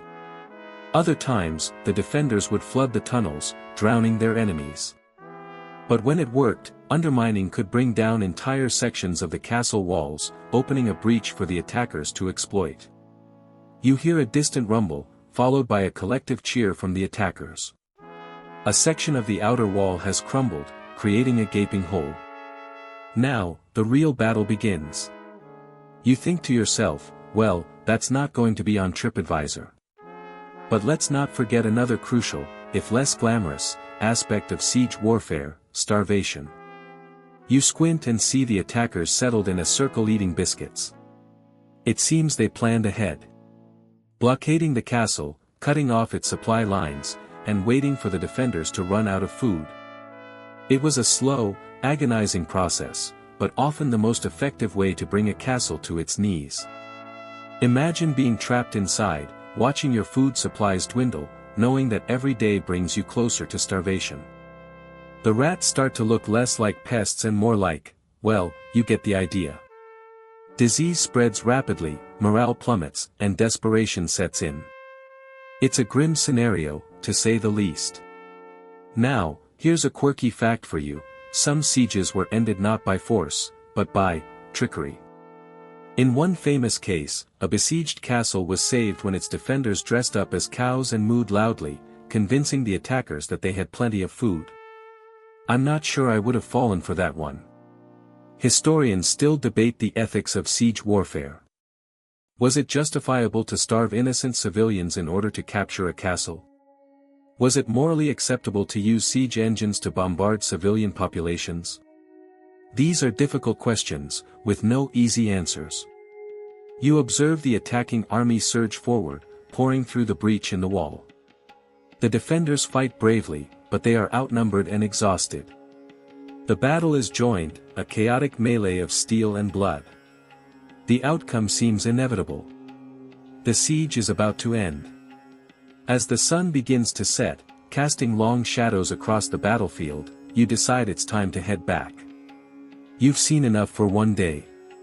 The mud squelches beneath your feet as you walk away, the sounds of battle fading into the distance. You are left with a profound sense of, well, let's just call it siege fatigue. And honestly, maybe a slight headache. You think to yourself, I'm glad I live in an era where settling disagreements doesn't typically involve hurling rocks at each other. Good night. Okay, alright, settle in, settle in. You've made it through the gate, avoided getting accidentally pincushioned by a stray arrow, always a risk, you know, and now you find yourself inside. Deep breaths. This isn't just stone walls and dusty tapestries, this is a living, breathing ecosystem. Well, breathing maybe a little heavily from the dampness, but still. Welcome to the heart of the castle garrison. You trudge through the bailey, the large open courtyard inside the walls, your boots crunching on, well, whatever hasn't been swept up today. A mixture of mud, straw, maybe a discarded apple core. Charming, isn't it? The air is thick with the smell of wood smoke, horses, naturally, and something vaguely meaty. Let's hope that's just the midday stew and not something worse. Right away, you're bombarded with activity. Soldiers drilling, their movements surprisingly coordinated for a group of guys who probably spent half the night drinking mead. A blacksmith hammering away at a glowing piece of metal, the rhythmic clang echoing off the stone walls. And over there, near the stables, a gaggle of stable boys are arguing over, well, probably who gets to muck out the smelliest stall. Ah, the glamorous life of castle living. Makes you almost miss your microwave, doesn't it? Let's focus on the soldiers first. These aren't just random guys picked up off the street, though sometimes, depending on the lord, that might be close to the truth. They're the professional backbone of the castle's defense. You see them clad in a variety of armor, from simple boiled leather to gleaming, well, mostly gleaming, chainmail. The type of armor they wear usually reflects their status and the lord's, let's call it, fiscal enthusiasm. Interestingly, while we often picture knights in shining armor being the primary defenders, the vast majority of a castle garrison was made up of foot soldiers. These guys were trained in the use of spears, swords, axes, and, crucially, the longbow. The English longbow, in particular, was a game-changer in medieval warfare, capable of unleashing a devastating hail of arrows that could pierce armor at impressive distances. It took years to master, though. You wouldn't want to be on the receiving end of a novice's accidental launch, talk about friendly fire. You notice one soldier meticulously cleaning his crossbow. Crossbows were interesting weapons. They required less training than the longbow, but were slower to reload. They were often favored by siege defenders because they were easier to use from behind the parapets. There is the fringe theory that crossbows were at one point banned by the church for being too brutal, though that's likely just a misunderstanding of older decrees about the use of certain projectiles, but it's a good story, no? And speaking of behind the parapets, look up. See those archers patrolling the walls? They're constantly scanning the horizon, looking for any sign of trouble. Keeping vigilant watch was a seriously boring job, hence the large amounts of gambling amongst the guards. One can only hope they didn't wager the castle keys. Beyond the fighting men, though, a castle garrison wasn't just about brute force. It was a complex community, a self-sufficient ecosystem that could withstand prolonged sieges. You need craftsmen, like that blacksmith we saw earlier. He's not just making horseshoes, he's repairing armor, forging weapons, and generally keeping everything metal in tip-top shape. Without him, those swords wouldn't stay sharp for long. Imagine trying to defend a castle with a butter knife. Yikes! Then there are the carpenters. They're responsible for maintaining the wooden structures of the castle, from the gates and drawbridge to the siege engines that might be needed in times of war. They are essentially the castle's handymen, except their to-do list is about 1,000 times more dangerous than fixing a leaky faucet. Speaking of which, the castle's water supply is also important. You might find a well within the walls, or a system of cisterns to collect rainwater. Clean water was essential, not just for drinking but also for hygiene, or at least, what passed for hygiene back then. You probably wouldn't want to know what happened if the water supply was poisoned. Let's just say dysentery was not a pleasant medieval ailment. Food, of course, is paramount. You would see storerooms filled with dried grains, salted meats, and barrels of ale and wine. Keeping a garrison fed during a siege was a logistical nightmare, requiring careful planning and efficient management. Historians still argue whether some castles were genuinely designed to hold up under siege for extended periods, or if the reality was that most sieges were relatively short affairs, often decided by negotiation or treachery rather than starvation. You can understand why either situation might arise, though, can't you? And then you have the cooks. Oh, the cooks. These unsung heroes are responsible for turning those basic ingredients into something vaguely palatable. Medieval cuisine wasn't exactly known for its subtlety. Think lots of boiled meat, thick stews, and heavily spiced dishes designed to mask the less-than-fresh ingredients. We can assume there are some hidden recipes of delicious foods lost to time though, which is something I think about far too often. Among all this hustle and bustle, you might be wondering, who's in charge? Well, that depends on the size and importance of the castle. The lord of the castle, if he's present, is the ultimate authority. But more often than not, he's away on business or pleasure, leaving the day-to-day operations to a castellan or a captain of the guard. The castellan is essentially the castle manager. He's responsible for overseeing all aspects of the garrison, from managing the supplies to coordinating the defense to settling disputes among the soldiers. He's the one who has to make the tough decisions, like deciding whether to ration the food or send out a raiding party to harass the besieging army. So really he is a landlord from hell. The captain of the guard is responsible for the military aspects of the garrison. He's in charge of training the soldiers, organizing patrols, and deploying the defenses in case of attack. He's the one who has to make sure that everyone knows their roles and responsibilities in a crisis. Think of him as the exasperated sergeant major who just wants everyone to listen for once. Of course, no castle is complete without its fair share of interesting characters. You might find a resident scholar poring over ancient texts, a traveling minstrel entertaining the troops with songs and stories, or even a court jester providing comic relief, though some of those jokes could be surprisingly sharp. Castles really were small cities, bustling with life and brimming with all sorts of people. You could spend a lifetime here and never know everyone. Let's not forget the women of the castle. While they weren't typically soldiers, though there were exceptions, of course, they played a crucial role in the garrison's survival.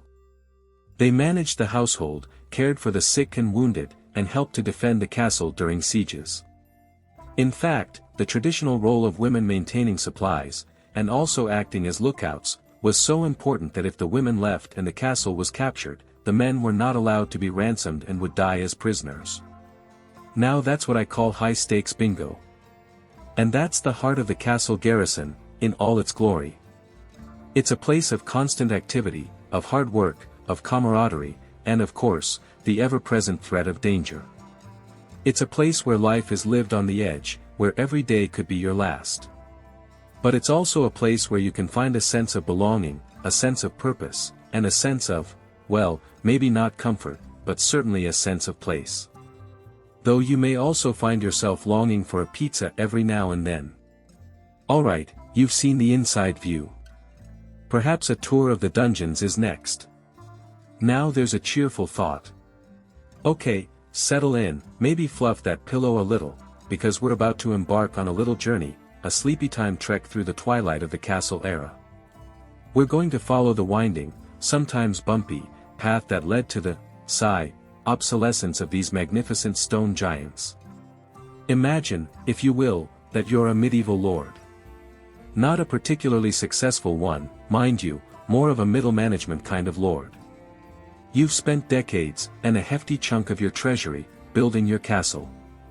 Stone by painstaking stone, you've crafted this impregnable fortress. Or so you thought. You're convinced you're safe, tucked away behind your thick walls. Feeling pretty smug, actually. The wind whispers tales of your invincibility. But, surprise! The world is changing, and it's changing fast. Faster than you can say, drawbridge malfunctions. And those changes, they're not exactly castle-friendly. You see, warfare is evolving. Those trusty old siege tactics. The ones that involve starving you out, maybe chucking a few diseased cows over the wall. Yeah, they're about to get a serious upgrade. The first cracks in the castle's armor, quite literally, appear with the rise of gunpowder. Cannons. Big, booming, wall-shattering cannons. Now, initially, these cannons weren't exactly precise. More like glorified fireworks with a slightly higher chance of hitting something. But they're improving. Rapidly. You watch, with growing dismay, as these early cannons begin to chip away, not just at your walls, but at the very idea of your castle as an impenetrable fortress.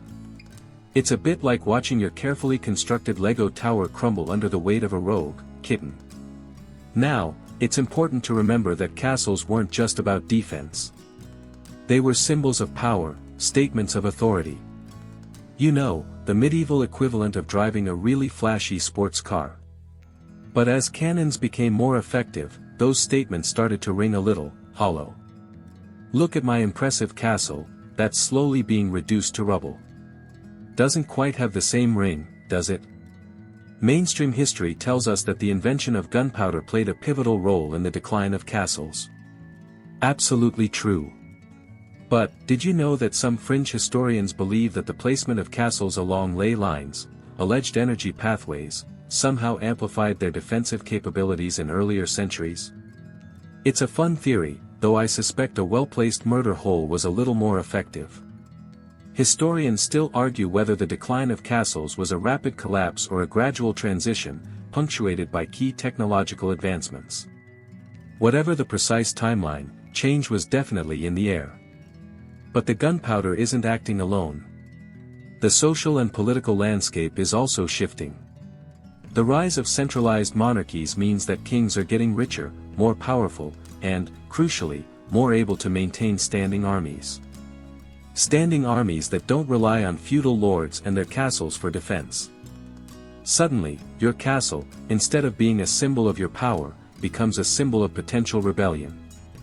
Think of it as your king deciding that he's going to have the sports car, and you can just take the bus. It makes the annual tournaments very awkward. As these monarchies consolidate, they start building their own fortresses. State-of-the-art fortresses. Fortresses designed to withstand cannons. Fortresses that are, dare I say it, better than your castle. These new fortresses, often star-shaped and built with sloped walls to deflect cannon fire, are the castle's more stylish, cannon-resistant cousins. Suddenly, your aging castle, with its vertical walls and outdated design, looks like it's time for a remodel. And the societal shift, that's where it really hits home. Before the centralization of power, you and your fellow lords were the local law. Your castle was your base of operations. Now, kings are establishing courts, appointing officials, and generally muscling in on your territory. People start looking to the crown for justice and protection, instead of to you and your castle.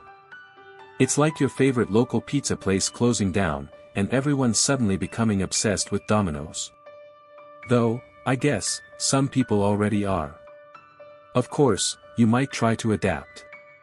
You could reinforce your walls, build bastions, and generally try to keep up with the times. But that's expensive. Really expensive. And besides, by this point, castles are starting to seem a little bit passé.